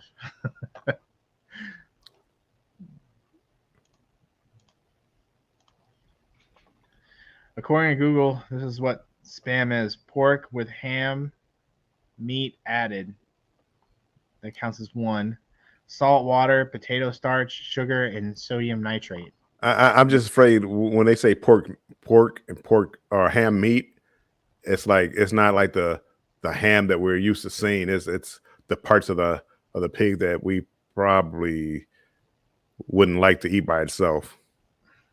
Again, I don't know, but it's like I'm sure it's all grunt. Okay, I don't want to talk about it. Yeah. Well, I try to stay away from pork. As It's not one of those things I particularly like. I'm probably one of the only few that does not like pork chops. It's just I'm sorry. I don't think it's good. Maybe it's because I've never had it that it was good, or maybe if I had it with like hot sauce, I'd probably like it. But the things you find out about somebody on YouTube. Huh? The things you find out about somebody on YouTube. I try to stay away from pork. Now, what about bacon? Oh, bacon. Yeah, I'll eat bacon. Okay. I'll eat pork skins, like okay. I'll eat those, especially the hot ones. Those are my favorite. I feel like to this day it goes very good with beer. If you've never tried it, it's good. It's one of those like drinks that complement the food, kind of. Jen says she got snacks. Don't worry. What kind of snacks did you get? You get something from me, or bring enough to share with everybody? Down Under says, "What's wrong with axle grease or Vegemite? Is there people in Australia that don't like Vegemite? I wonder if that's." Oh, they have to. There has to be. They gotta be like, this is trash. but you know what? Even though, I think about like beer. When I first tasted beer, I thought it was like dishwater. But now I've come to, enjoy a beer. I'm not a big beer drinker because, how people IPAs and ambers and ales and all this other stuff. It's all beer to me. But again, I can tolerate it. It's like alcohol. It's cognac. I love cognac. And, a lot of people want to mix it with something. I like to drink it straight. And it's like, a lot of people don't like it like that. In which, you defeat the purpose of the taste of the cognac if you mix it. Anywho. I agree with you. Yeah. When you just have it with like a little bit of ice, it complements it. Ice. Yeah. To keep it... to water it down. It's the same with bourbon. You want to do the same, or scotch. You want to sip it. You want to taste the flavor. You don't want to water it down. Andrew. I didn't say fill the whole cup with ice. I just said a little bit of ice. You do it with scotch too. Like when you're drinking scotch, you want to have just a little bit of ice, just to balance the flavor out a little bit. They use, this might be graphic because I have a story behind this. They use every part of the hog except for the snout. You should come down to Central Texas, or South Texas. They sell the pig head. That's graphic. I don't buy it, but you can buy it here. It seems like I saw where it was one place or maybe a couple places where they actually pickled it. Yes. Yep. And it has more to do with the demographic of down here, and its seasonality. It's not something that's sold constantly. It's one of those things that that is like depends on the season. I don't remember the season. I don't remember. No pork chops, Andrew. Blasphemy. Yep. I guess maybe it wasn't made correct, like made the way I liked it. I'm not sure. I don't know. But every time I've had it, I'm like, it's okay. I know, guys. Doesn't like pork chops. I'm the only one that doesn't care for bacon. Who said that? Jennifer? How dare you? Jennifer. Bacon. Well, she's saying that she doesn't care for it. She's not saying she don't like it. I don't know about you. There's something off about you, Jen. Talking about Vegemite is a yeast extract made in the beer making process. So it's just okay, I guess. So I can craft beer is good. I can pretty much differentiate the beers. I'm not going to say I'm a beer connoisseur, but I can tell like an IPA from a stout or a regular, like Bud Light or anything like that. I wouldn't say I'm like the best at it, but like if it's too hoppy for me, I'm not gonna really like it. I usually stick with the easy stuff like Dos Equis or um, Stella Artois or Sam Adams.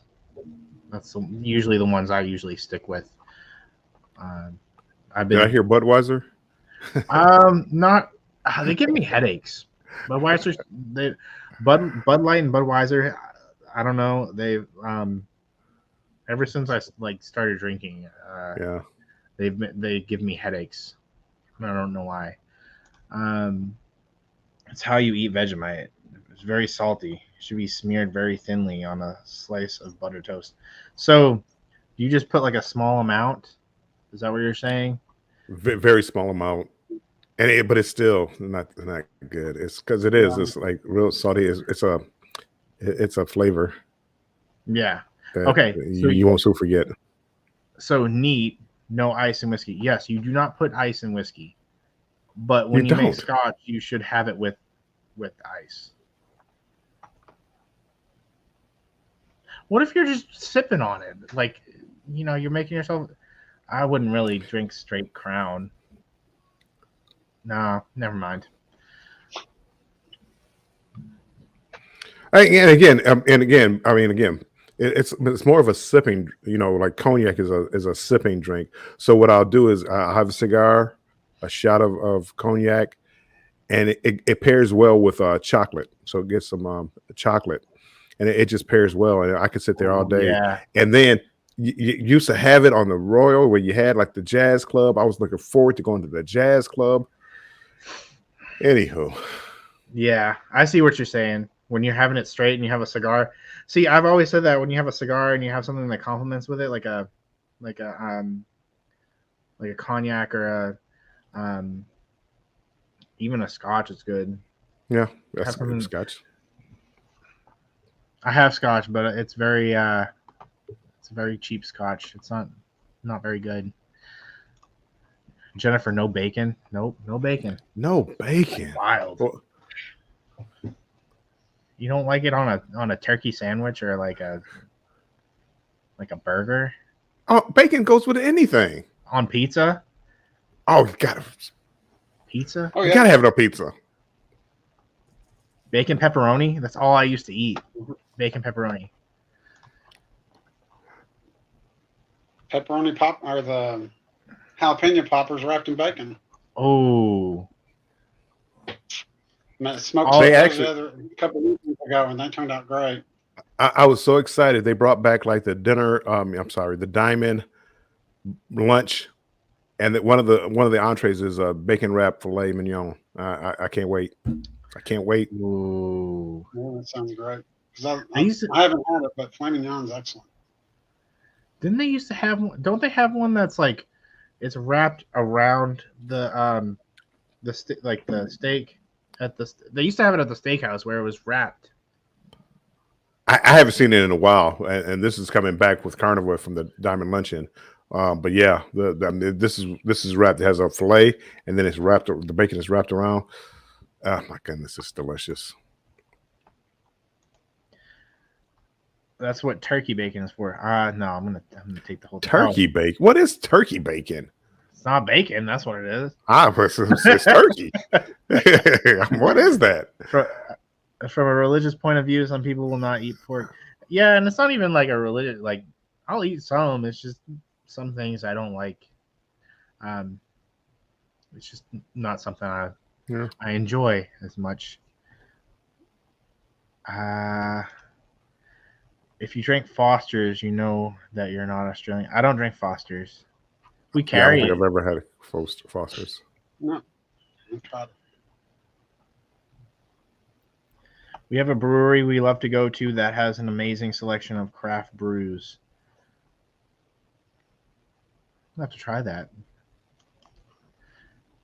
Andrew, you worry me. Just sip neat Crown anytime. So I would probably, if I were to sip Crown, it would probably be the vanilla. Because I really enjoy the vanilla. I could probably drink that straight, and I'd be okay with it. I probably wouldn't do the original. It would have to be like the vanilla or the caramel or the apple. Come on. You gotta flavors of fruit. Come on. You gotta have flavor with it. It's gotta have. You do have the flavor. It's called the flavor of Crown. No, you gotta Yeah, have something with it. You gotta have.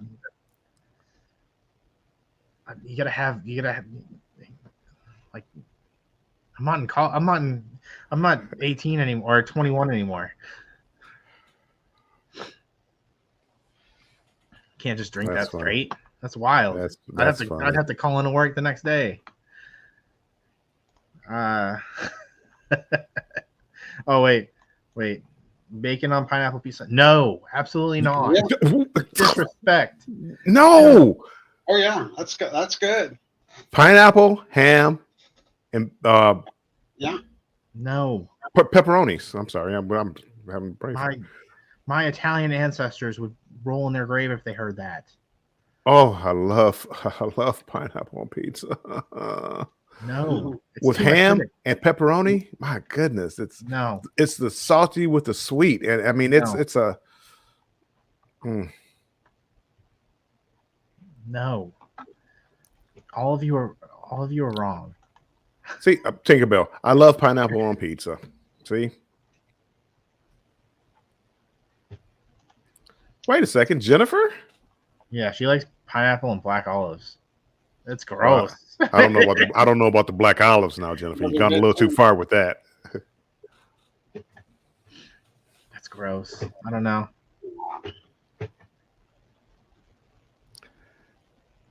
And see, there was a place down here that made a cheeseburger pizza. I've never seen anybody make it quite like this before, but they had the cheeseburger pizza, and it had the bacon and stuff like that on there. And then they got mustard, mayonnaise, and ketchup, and kind of drizzled it all over the pizza. So when you bit into it, you not only had the cheeseburger pizza, but then you had the mustard, mayonnaise, and ketchup in your bites. And it was. I've only seen it once. Man, it was some good pizza. Really? I bet it was good though.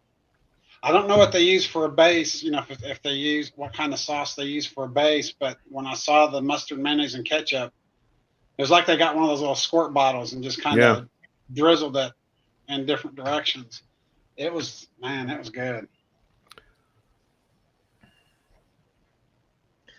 I look forward to the pizza when I go back up north. It's gonna be one of those things I'm just gonna have to get because it's not the same down here. I see. Hey, Tony. Now we're gonna change side. Well, I'm gonna talk about something a little different. See how easy it was to go for 3 hours just talking. Yeah. This is alive, and as long as you come up with topics and people, you follow your chat, and you get somebody who likes to talk, me, on your chat. And you could talk about a lot of different topics. However, it all comes off of your love for scuba diving, your love for cruising, and then you kind of venture down the road of the food on the cruise ship. Well, I like this type of food, and then it just kind of drifts away. So even though we've been on here, we really haven't talked about the same thing twice. You'll find some chats they just rehash the same conversation over and over again, and that gets kind of tiring and boring, and people get bored and want to leave. But again, I think we did a pretty good job of touching on a lot of comments, and I just want to point it out how you were talking about doing lives, how easy this can be. And Andrew, he's incredible. He's guiding us down here. Oh yeah. And as Sean says, I'm an introvert. I really am. I've once you get to know me, my friends. Yeah, I get loud and whatever, but around people I don't know, like when you meet me on a cruise ship, I probably won't talk much. Right.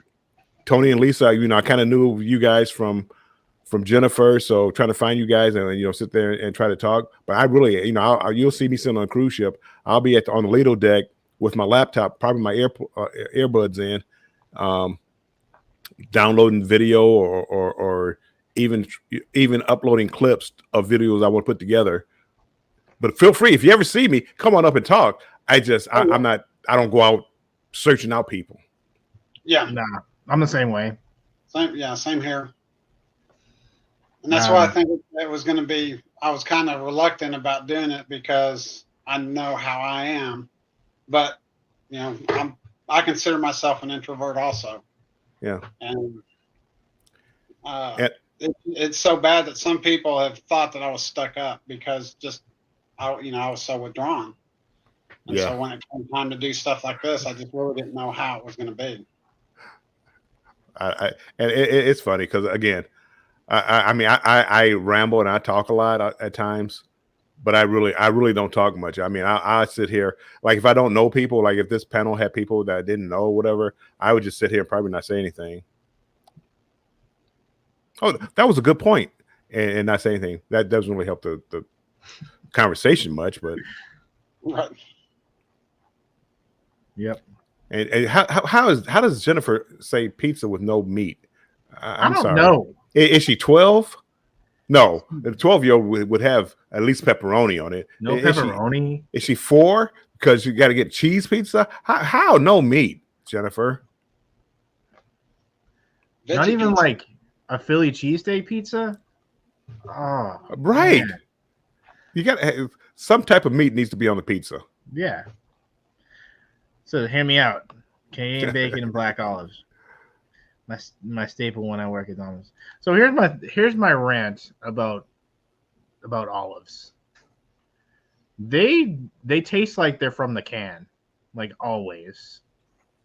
Like they have that very like I don't know. I don't like black olives. I don't know. It's the consistency of it. As you know, you're talking about earlier. It's just something about when I bite it. It's just like I don't know. It's just there's no crunch. It's like I don't like it. I don't like the taste. Bill's an introvert, as you folks know. Yeah, I could tell. I know. I mean, it comes off. I know how I come off sometimes, and he starts to talk. But a lot of even my talking, a lot of it is from nervousness, and I start to ramble. And again, I should have been on the debate team.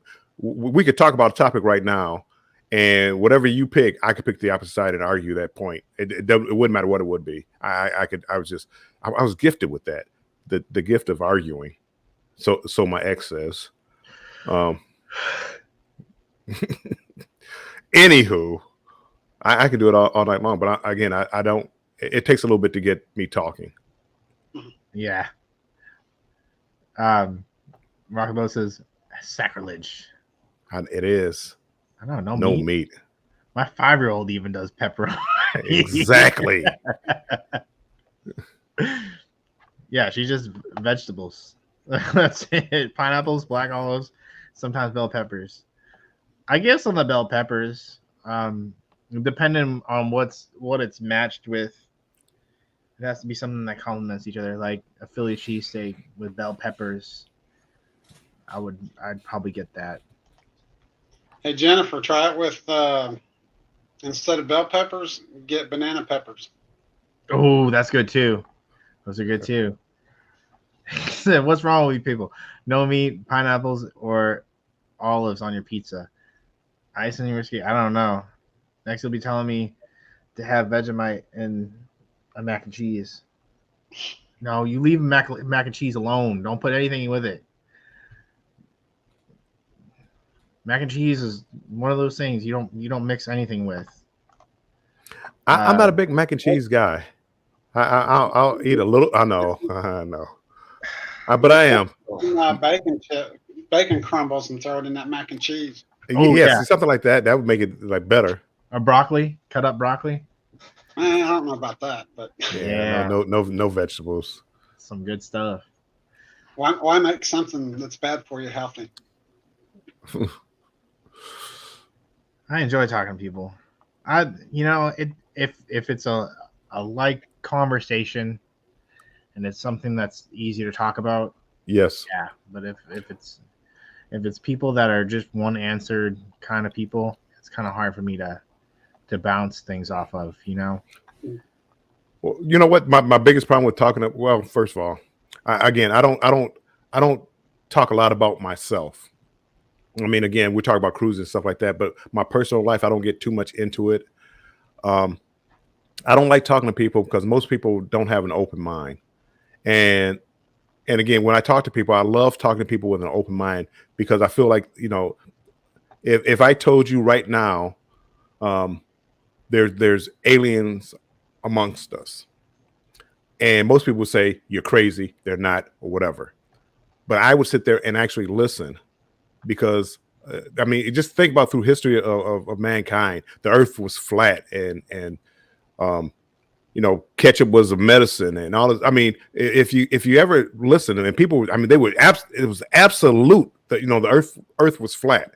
I mean, there was no doubt about it. Then later on, it's not. And you have to learn how to listen to people, even the craziest, what we consider crazy. If you listen to them, they can make sense. But a lot of people don't do that, and I hate hearing people talk about, you know, this person is one way, and I hate this or that. So I stick to cruising because I love cruising, and that's what. And here I go. I'm rambling again, people. I'm sorry, but again, I stick to cruising, and I love talking about cruising. We can talk all day about cruising. Yeah. I'll stop talking. No, keep going. Hates anything with olives. Yeah, it's just I can't. There's something about it. It's the taste and the texture, and I'm a very like textured kind of person. Like, if the taste is not there and the texture is off, I'm not gonna eat it. Like, that's why I have a hard time with fat on steak. I can't eat it. It's because of the consistency. Yeah, I don't like it either. I cannot. That consistency of it, it's kind of gross. I like, you know, like a little marbling of the steak, you know, with the fat, the little marbling. But like some people like chew on the fat. Like I cut that off, and it's like, how do you eat that? Oh, I mean, as long as it's not real thick. I mean, you get some steaks where the fat may be an inch thick on it. Yeah. No, I don't like that. But if it's like anywhere from a quarter to maybe a little over a quarter of an inch thick, and you cook the steak good, I'll eat the fat with it. To me, it actually adds flavor to the steak. Yeah, but the big chunks of fat, no, I can't. Yeah, you'll see me like push it to the side. I'm like, I'm good. Yeah. I'm a talker. I'll talk to anyone. My wife's more reserved and calls me Chatty, Kathy. I mean, I've told Jen, I'm like, hey, you kind of talk a lot. Like, bring it down a little bit. Like, I'm more reserved myself. Like, I'd rather listen to everybody else talk than me. I don't mind. You know, people come up to me, talk. I gladly talk. But again, me going up to other people, that it won't happen. I mean, I just very, very rarely would I go up to people. Hey, nice to meet you. Hey, I saw you on YouTube. I loved your channel. It's hard for me to do that. But I would gladly, if somebody came up and said hi to me or whatever, or we're doing like an excursion or something together. Yeah, I'll talk, but I just don't go up to people and just start talking. Usually, till I start drinking, then that's it. Drinking. I start talking a lot when I drink. Yeah. You don't want to catch me in a nightclub, people. Yeah. In the center of the earth, and that the earth was at the center, not the sun.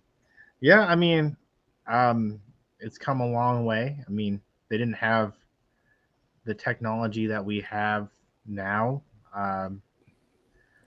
during that time. So all they could do was look at the stars and venture guesses. But now there's plenty of knowledge in the world that helps with that. I mean, again, and they're having these UFO hearings now, and there's so many different things out there that you're just not sure of. And again, that's why I value everybody's opinion, and if we can learn how to, like me, how we can agree to disagree. I'm more than willing to listen to any topic you want to talk about. I don't believe in absolutes. I just don't believe in absolutes. Yeah, no, I agree. I think it's there's some things that people just can't agree on, but sometimes it's kind of like, maybe push those to the side and talk about other things instead, and find some common ground to talk about. Yeah, definitely. I mean, there's at the end of the day, people enjoy vacations. So that's the easiest thing to talk about. And there's But catch me at the nightclub. Hey, a few rum punches. Oh, maybe like, Bill, what's wrong with Bill? Is that you? I'm okay with that. I love hearing about other people's stories and their opinions on things, and just hearing the other side. I'm open to it. I've opened up, and just hearing people is what I enjoy the most. So Andrew gets me. I can't do the fat. I know that's where the flavor is. I know it. I just can't get behind it. Oh, I skipped one. Andrew, would you eat avocado? It's not my favorite. It's not. I'm okay if it's not there. I'm the same way with that. The dogs get any of the fat off the steak. Yeah.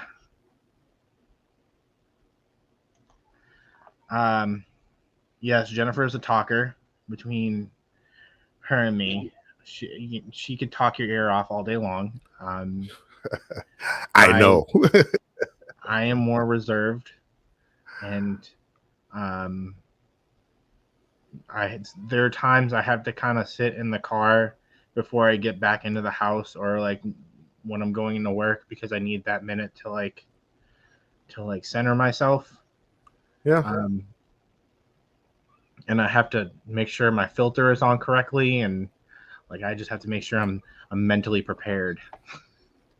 Well, I did that. I did that too. I had a job and I basically filtered everything I said, and I always assumed I was being recorded, and I always watch what I say, and I try not, anything that's not politically correct. I kind of avoid talking about it. I'm getting better now, where I'll say stuff now. But I mean, for a long time, everything I did, I assumed I was being recorded, and what I said could be held against me. Anywho, yeah, I'm better. I'm better now. I mean, again, it's you go through a whole life living a certain way. It's tough. Yeah. Sorry, I love throwing historical facts in the mix. It's my passion. Hey, it's good. Love historical facts. It's interesting. That's how we learn. That's how you learn. I love hearing about it. I love hearing about the history, and space was always interesting to me too, and even a little bit of physics. Kind of if you read into physics, it's pretty interesting as well. Just learning, man. I love it. It is. And not to sound, I don't want to. I'm okay. This is a learning point, people. It may come off as a gambling degenerate, but I'm watching YouTube videos, and they're talking about these slot machines. And how you have these slot machines where coins go into a pot and the pot closes, or the rockets go off. You fill up the rockets and they explode. I don't know, for people that play slots, you probably know what I'm talking about. Come to find out that all that's random. It's just there for your sight. It has nothing to do. In other words, the pot, it doesn't matter how full it is. If it's empty, it could still close, or if it's busting over the seams, it could close. It has nothing to do with that. So I've sat down at slot machines where the pot is full. It's like, man, that pot is about to close. I'm gonna get down here, and I'm gonna close the pot and hit the bonus round and win all this money, and it never closed. And I learned watching YouTube videos that that's just random. It means absolutely nothing. So I don't chase pots anymore. I used to do that too. I used to chase the pots, because I'd be like, oh, that one's almost full. I need to hit it. That's a hot seat. I got to get on it, and I'll be there for hours and nothing. But then I've gone on one that was completely empty, and I hit that bonus the first spin. I didn't know that, and I was so glad when I learned. But again, that's what you're always constantly learning. You listen to people talk. I think Tinkerbell had a question. Want to know about YouTube hours work for live stream? I need a bit of understanding of how the YouTube hours work for live streams. So if you're what is it, sharing? I don't know it as well as you, Bill. You probably know that answer better than I do. I'm sorry, I had the ears were bothering me. What was said? You would probably know this better than I would. Oh, I don't know about that. Well, and again, you get watch time for people like on this live right now. How many people? How many people are in here? Let's see. There's 10 people in here. So I don't know who's. I'm not sharing it out. I think Andrew and Tony are sharing it out. Yes. So let's say Andrew has 6 people in his live and Tony has 4 people in his live. They're getting credit for the watch time of Tony would be getting credit for 4 people in his live and Andrew for 6. The number changes. People come in and out of lives all the time.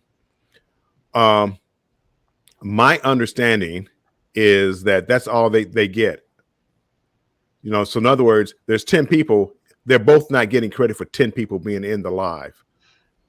Yeah, and again, I don't know. Go ahead. I'm sorry. My understanding was that it's not split. It's not like if there's 10 people, he'll get 5 and I get 5. No, it's not split. No. It's like a certain number of people in your room. And I think a lot of people get that, like they do co-streaming. They don't quite understand that. And co-streaming is, I think, is fine if you have people from different. If you have people, if you're pulling from a different pool of people. So me and Andrew are kind of like in the same niche as far as cruising, and we have the same friends.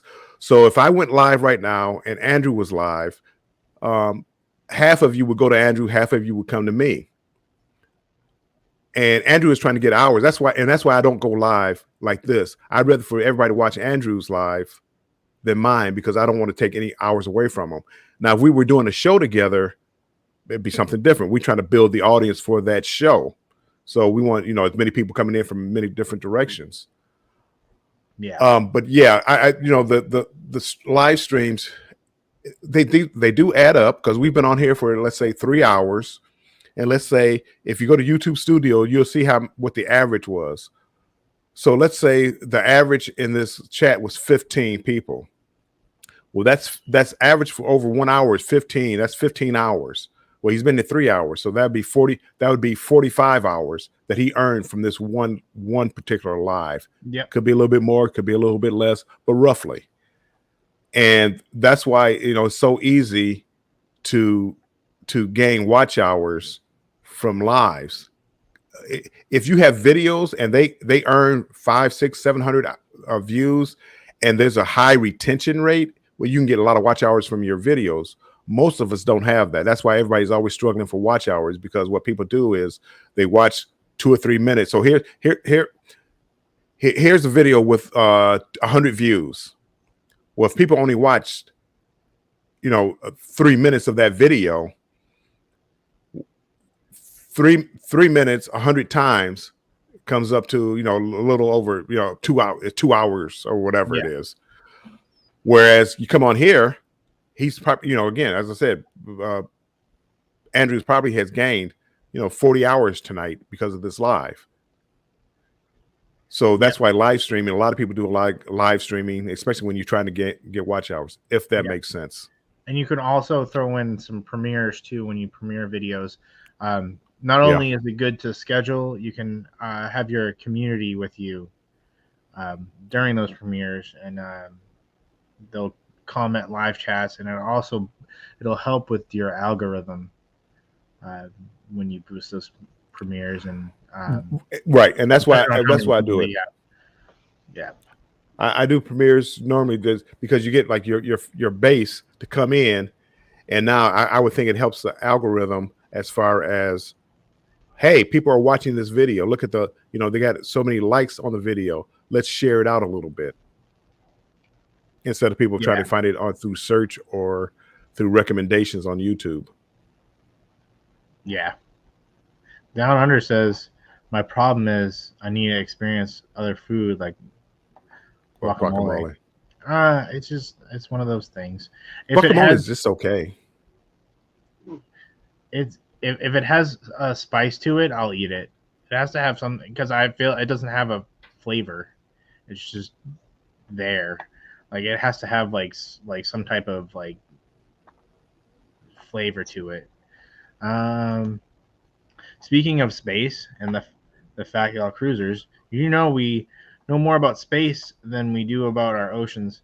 Yes, and it's pretty scary if you think about it. I think what was it, 5 or 7% of the ocean was explored somewhere around there. Because you kind of get the gist of like what's in space. I mean, you go past everything, and then the galaxies, and then go further than that, so on and so forth. But it's so below in the ocean, it's so unknown. There's so many unknowns. And I feel like that's scarier than space, to be honest with you, because you don't know what's down there.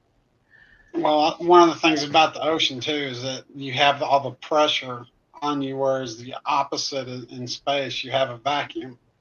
So it's easier to build a spacecraft for a vacuum than it is for thousands and thousands of pounds per square inch of pressure. Yeah, and both aspects like interested me, like space and the ocean, and it's one of those things like it's interesting. I see. Traveling with Tinkerbell, I did one premiere and no one showed up. Yeah, Tinkerbell, and that's one of the things as you try to expand your market. Let's say, it's a tough thing to do, but you got to use. People search YouTube for videos. So let's say you're doing a cruising video, a premiere. Do hashtags cruising, Luminosa, Mardi Gras, Carnival, Royal. And when people search for those topics, it'll bring up some of your content. So that's one way to do it. And also use your community tab to spread it out there where people, if you go into your analytics, you'll see how many times your thumbnail has been seen by people. And you want it seen. I mean, again, you might not get a lot of views. There's a click-through rate when people see your video and they don't click on it. So I mean, they like bypass it. So, but if you get a click-through rate of like 10, so 1 out of every 10 people click on your video, you're actually doing pretty good. But yeah, do your thumbnail, a few days ahead of time, and use your community tab. Get your friends maybe to share it out. So you get more eyes on your thumbnail. And that's why you want to create a nice looking thumbnail. Hey, cruising, controversial cruising. I got to speak to my partner. How's it going? Jennifer says co-streaming can also be good if you're trying to get your name out there because it helps people learn who you are and can hop over to your channel. Yeah, I agree. Having the community with you it helps a lot. Especially like smaller channels. I mean, again, smaller channels, it works wonders. Like you guys yesterday, doing the 3 groups for the smaller channels. A lot of people got to see them because they're really not part of this community. Mm-hmm. Now, once you're around us for about 6 months, well, now you got to bring some new people into the community, Tony.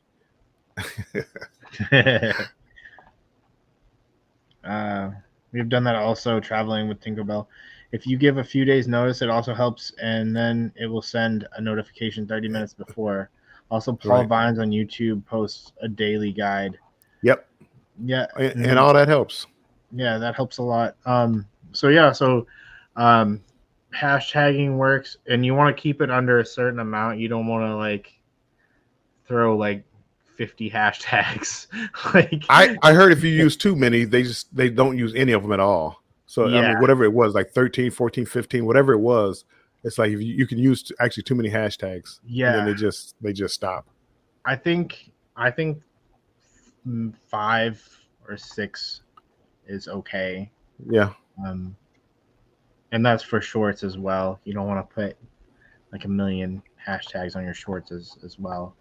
Now, is that in the title of the video, or is that in the tags?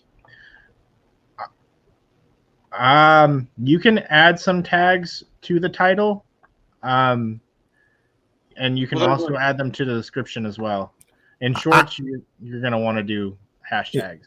Yeah, I don't try to use them too much in the title. It makes the title look ugly, in my opinion. I put them where the tags belong, so if they search it, it pulls it up. But you know, if I'm on my TV and I'm screening through videos, I don't want to see hashtag Carnival, hashtag Royal, hashtag Luminosa. I want a title that's going to try to catch me. And I'm not very good at this, so you know, when you see my titles, it's like, you know, Embarkation Day.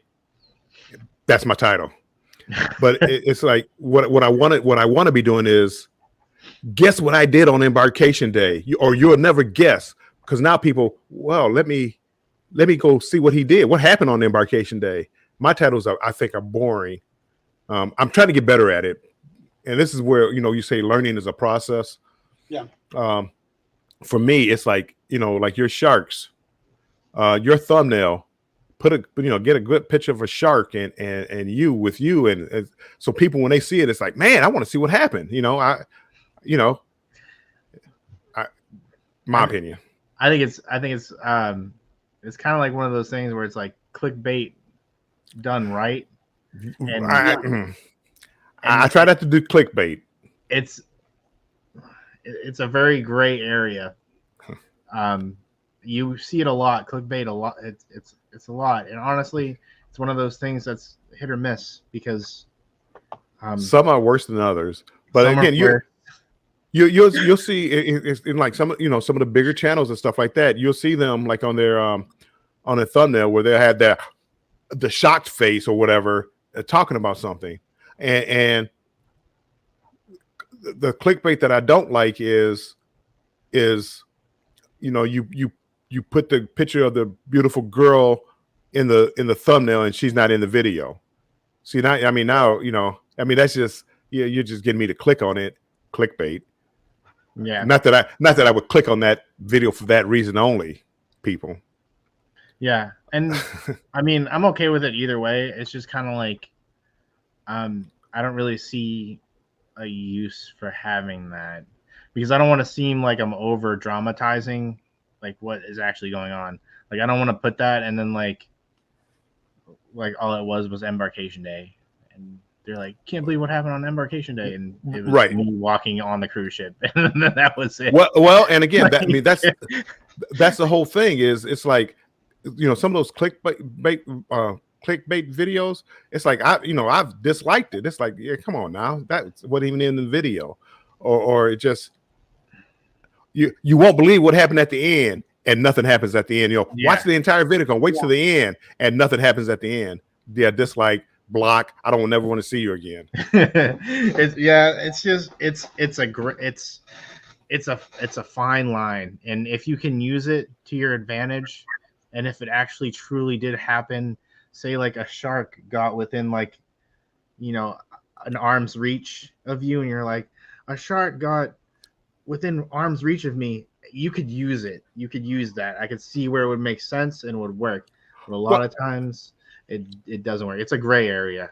Well, I mean, again, like a shark got close to you, and it's like great white, 3 feet from me, and then type whoa. Now the great shark maybe didn't do anything to you, but you'll go whoa because people want to know: did he bite him? Did he attack him? What happened? To me, that's not clickbait. That's just a good thumbnail. That's a thumbnail. That's a perfect thumbnail. That would work. It's just when they overdrop. I don't know because I mean it's kind of hard. It is because you see those people and they're successful and you're like, oh, I wonder if that actually works. Mm-hmm. But then you kind of have like a conscience and you're like, I don't know if I want to do that. Like it's tough. It's kind of like one of those things where you have to look out for. Yeah, Tinkerbell was leaving. On that, I mean, at least make it relevant to what's in the video. Yeah. Don't make them expect something that they don't get, because then Right. the next time you see one of your videos, it'll be like, well, yeah, that's, Good night, Tinkerbell. No, it's not there. Bye. Thank you for coming. I know we're slacking on the chats again. I'm sorry. Controversial Cruising's having a rough day. Today is one of my Fridays. Was a combo of busy and broken AC. Oh God! In today's weather. Yikes. So I'm ready for a day off so I can put some time and energy into Wednesday. So, how about you? And broken AC at work. You know what? You need to go on a cruise.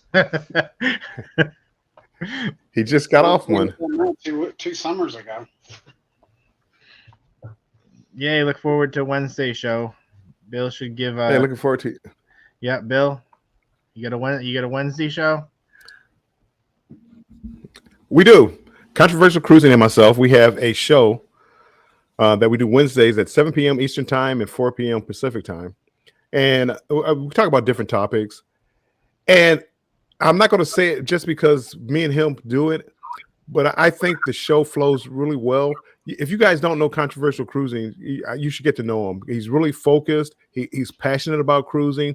He's been on a lot of cruises, not as much as me, but he's been on a lot of cruises, and he has a lot of good information. I think we have a lot of good information, and I think our show does well. But again, it's kind of like this show tonight. I think this show, I really enjoy being on this show. And even though we've been on here for over 3 hours, I never got bored. I felt like I was, invested in it. Anyway, that's kind of like our show on Wednesdays. And I don't know what the topic is going to be for this week. The brains of the operation is Controversial Cruising. And then I just come on. Yeah. I come and do the talking, and he comes up with topics. But anyway, I think we really do well together. I think you guys will enjoy the show if you come in Wednesday at 7 p.m. Eastern and 4 p.m. Pacific Time. Yeah. No, the last one was great. I mean, the chemistry was there. It was great. Like, I enjoyed it. So definitely check that out. But I would love to talk. Like, I just love talking. Well, first of all, I love talking cruising. If you have cruising questions and things like that, you could keep me here all day, because I just love talking cruising. And that's what's so great about him is, we play off each other, and he knows a lot about cruising. I know a lot about cruising, and I really enjoy it. I don't care if nobody came to the chat. I would be there just talking cruising with him, because it's just so much fun to me. Yeah. Jen says, anytime at Rock the Boat, if you ever need a live buddy or have any questions, let us know. Yeah, we're here. He says, however, just hashtagging anything may not be useful. It's hashtagging keywords and keywords relevant to your content. Yeah, so they have you can Google search hashtag generators that are relevant, but also are popular at that point in time. You can also look at your YouTube studio, and I think you can look at something like that as well. But yeah, you want it to stay relevant to what you're talking about. It's a combo of both. It is.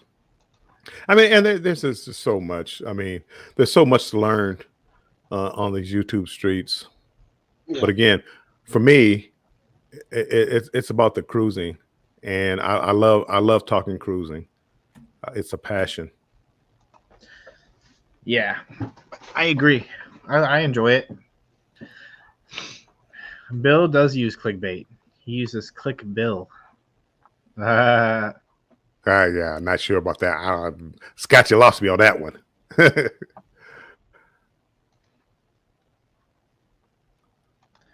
All right. Even though it's free and not 100 accurate, YouTube's research tool in the Studio app can be helpful and useful. Yeah. Also, having TubeBuddy kind of helps too sometimes with that. It used to help me a lot with thumbnails, but I also use you'll see me use Canva as well. Same here. Canva's pretty good. They offer a lot of free things, or you can go, to the subscription side and you can find a whole lot of things too.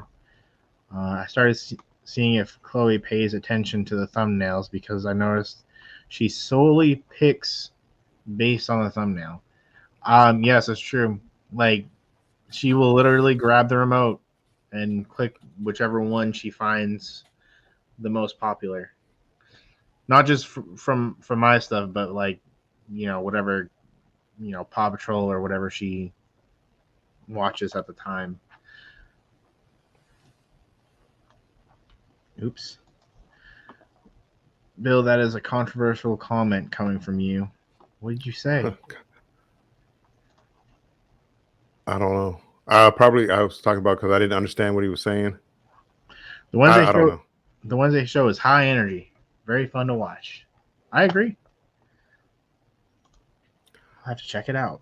I really do like it. I mean, and I know I'm part of it because, and I know you probably think I'm biased, but again, I think it's a good show, and I think the last show was about Margaritaville. Scott just got off Controversial Cruising. His name is Scott.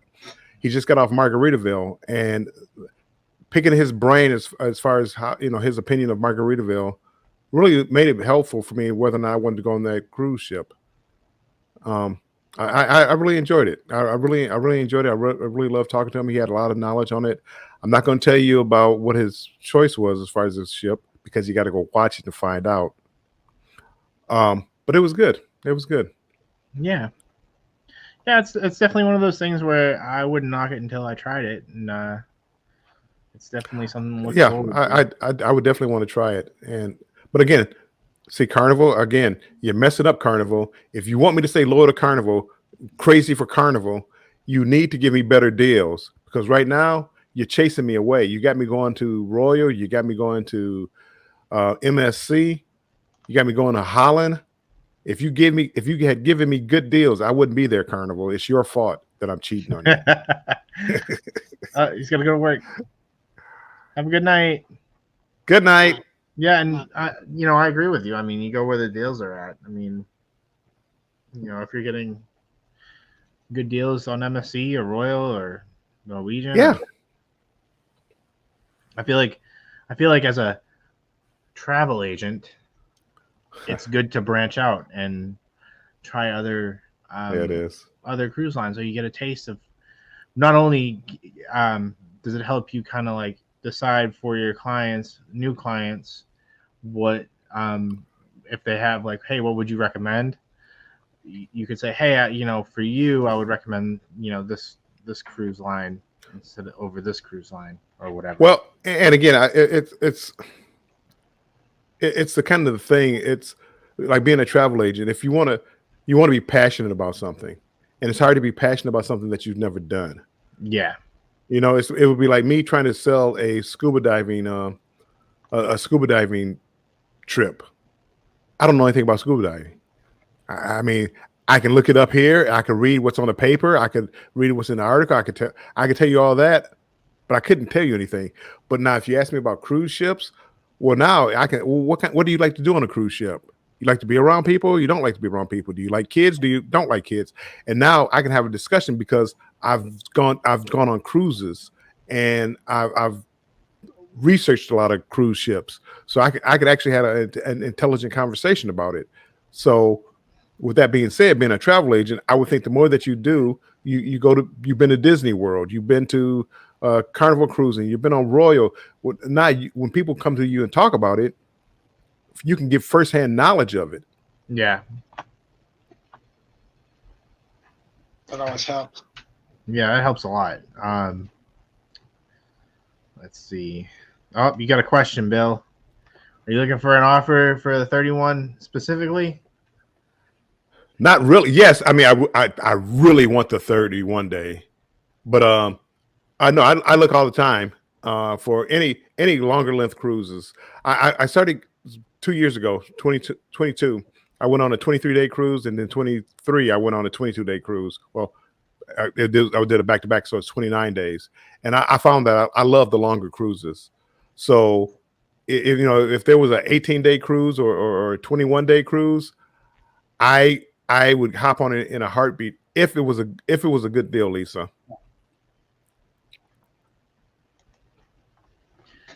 Since my deals are not as good, I've gone to Royal, NCL, and MSC because I want to try them out. Yeah, I mean, we're not. Well, I'm not. Well, I don't know about Jen, but we're not really,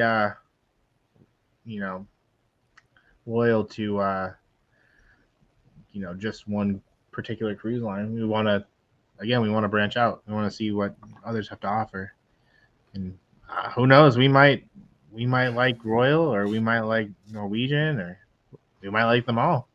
Right. Never know until you try. I found by searching the offer under duration and found it in there. I've been looking for a while, and 31 wasn't offered. Just a 15 and a 30. I go there almost every day, Lisa. And the only one that I have now is the Venetia 10 and 11-day cruise.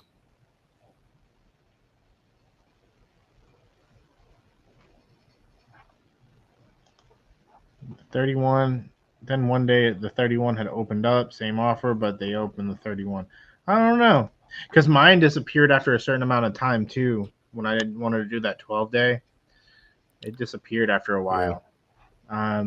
Bill, I forgot you might know this answer. My first cruise ever was a Hanna-Barbera cartoon cruise back in the 90s. My parents swear, but I can't find any info. Do you know what line did this? I have no idea. No. Banana Splits. I used to love watching that in the afternoon. I think it came on the afternoon show, but Hanna-Barbera. No, I'm thinking of Banana Splits. So, this is a company. They had the morning cartoon shows. No, I don't know. I'm sorry. I'm rambling. I would have to Google it if they had it. Yeah. It sounds like a themed cruise, but I don't know. I've never heard of that. Hanna-Barbera, that's like the Flintstones, isn't it? I believe so. The Flintstones. They were. When I was a kid, they had a ton of cartoons. No, they did. Okay, stop laughing, Andrew. I don't know how you kid. Well, see, the kids nowadays, you have like stations dedicated to cartoons.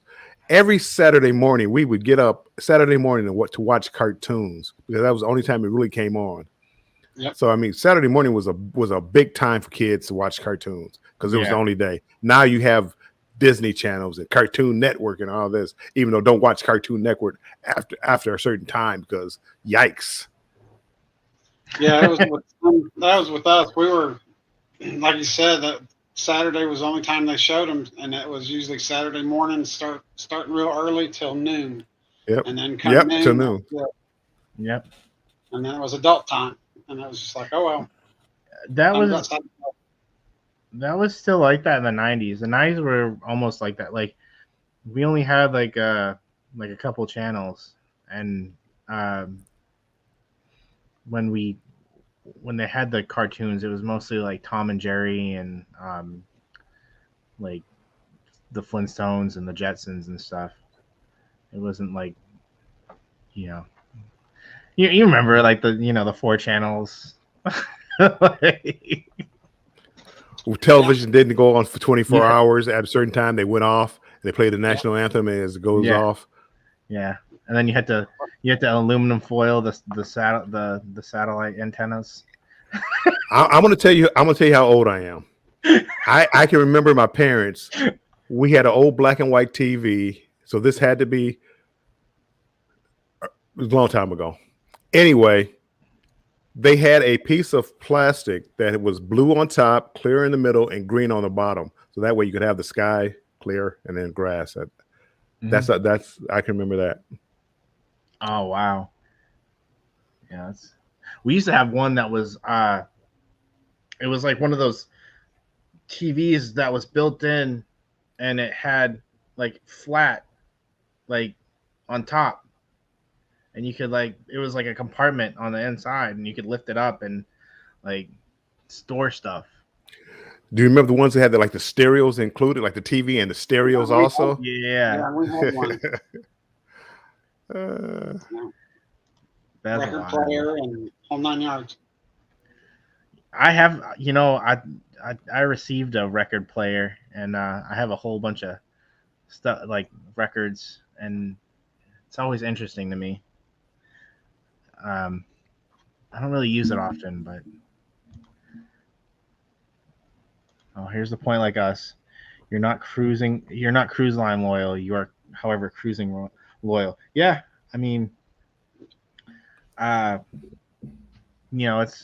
it's one of those things where sometimes people look for the best deals, and sometimes people are just strictly loyal to that cruise line because they love it so much. We're on the where the deals are at, or what they have to offer. Well, I mean, years ago, prior to, and we're talking about U.S. cruises, prior to like 2008, 2007, right around that time, all the cruise ships were pretty much alike. I mean, basically, they all had good food and they all had good entertainment. They all kind of were the same. Royal came out with the Oasis of the Sea, and that was like the game changer. And now you see all these other cruise ships coming out with all these other fancy cruise ships. But that start was that Oasis class ship. And that's when you started going to different other cruise ships. Other than that, yeah, you cruising is cruising. It didn't matter. Carnival was always a little cheaper, it seemed. But I think times have changed. Like, I think it's just, they see that the more deals they give out, the more they can have you come back, and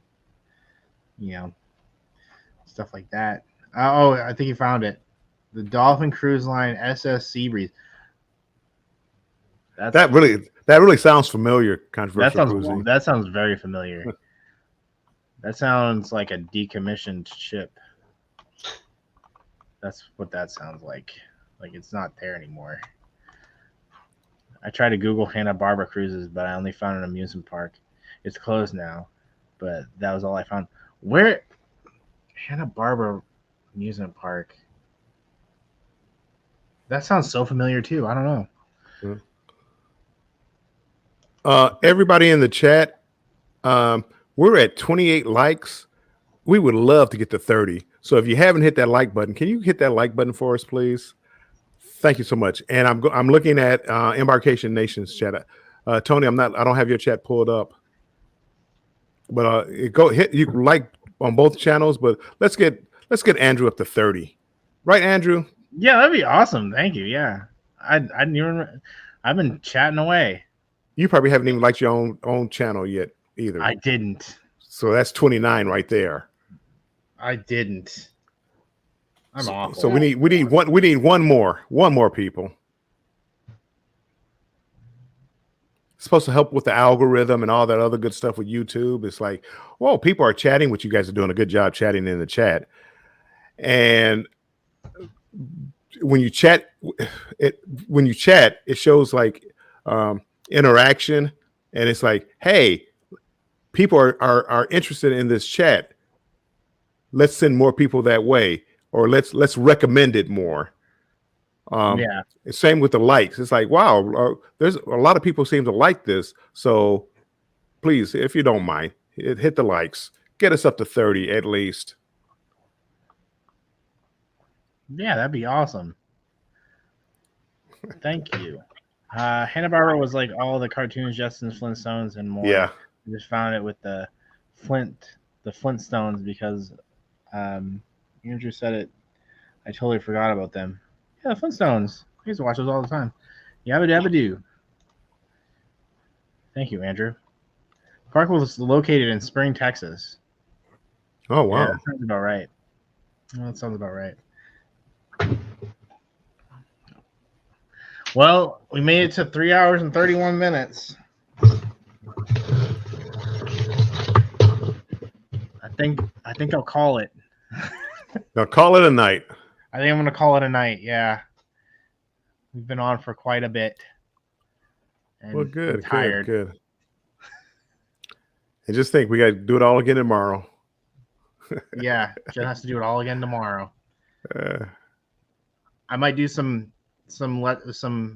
I might play some games, maybe. I definitely would, especially you need watch hours. Yeah. If you're going to play a game anyway, I definitely would. I did that, and again, I got views because I did that Xbox. I learned how to stream from Twitch, and then I shared out the page on YouTube, and I was able to do it. It wasn't the clearest picture, but again, people came, got views, got watch hours. It worked. Yeah, but yeah, I just want to say thank you for coming into the lives, and thank you for everybody for showing up and watching and enjoying, and thank you, Bill, and thank you, Tony, and thank you for keeping the conversation going. Yeah. Well, thanks for having me up here. I appreciate it, Tony. It's always a pleasure. Everybody in the chat, appreciate talking to you guys. And until we do it again, Wednesday, 7 p.m. Eastern time, 4 p.m. Pacific time, make sure you come check out Controversial Cruising and Wormstrong Adventures. You'll love it. Yes. Be sure to be there. Until next time. Talk to you later.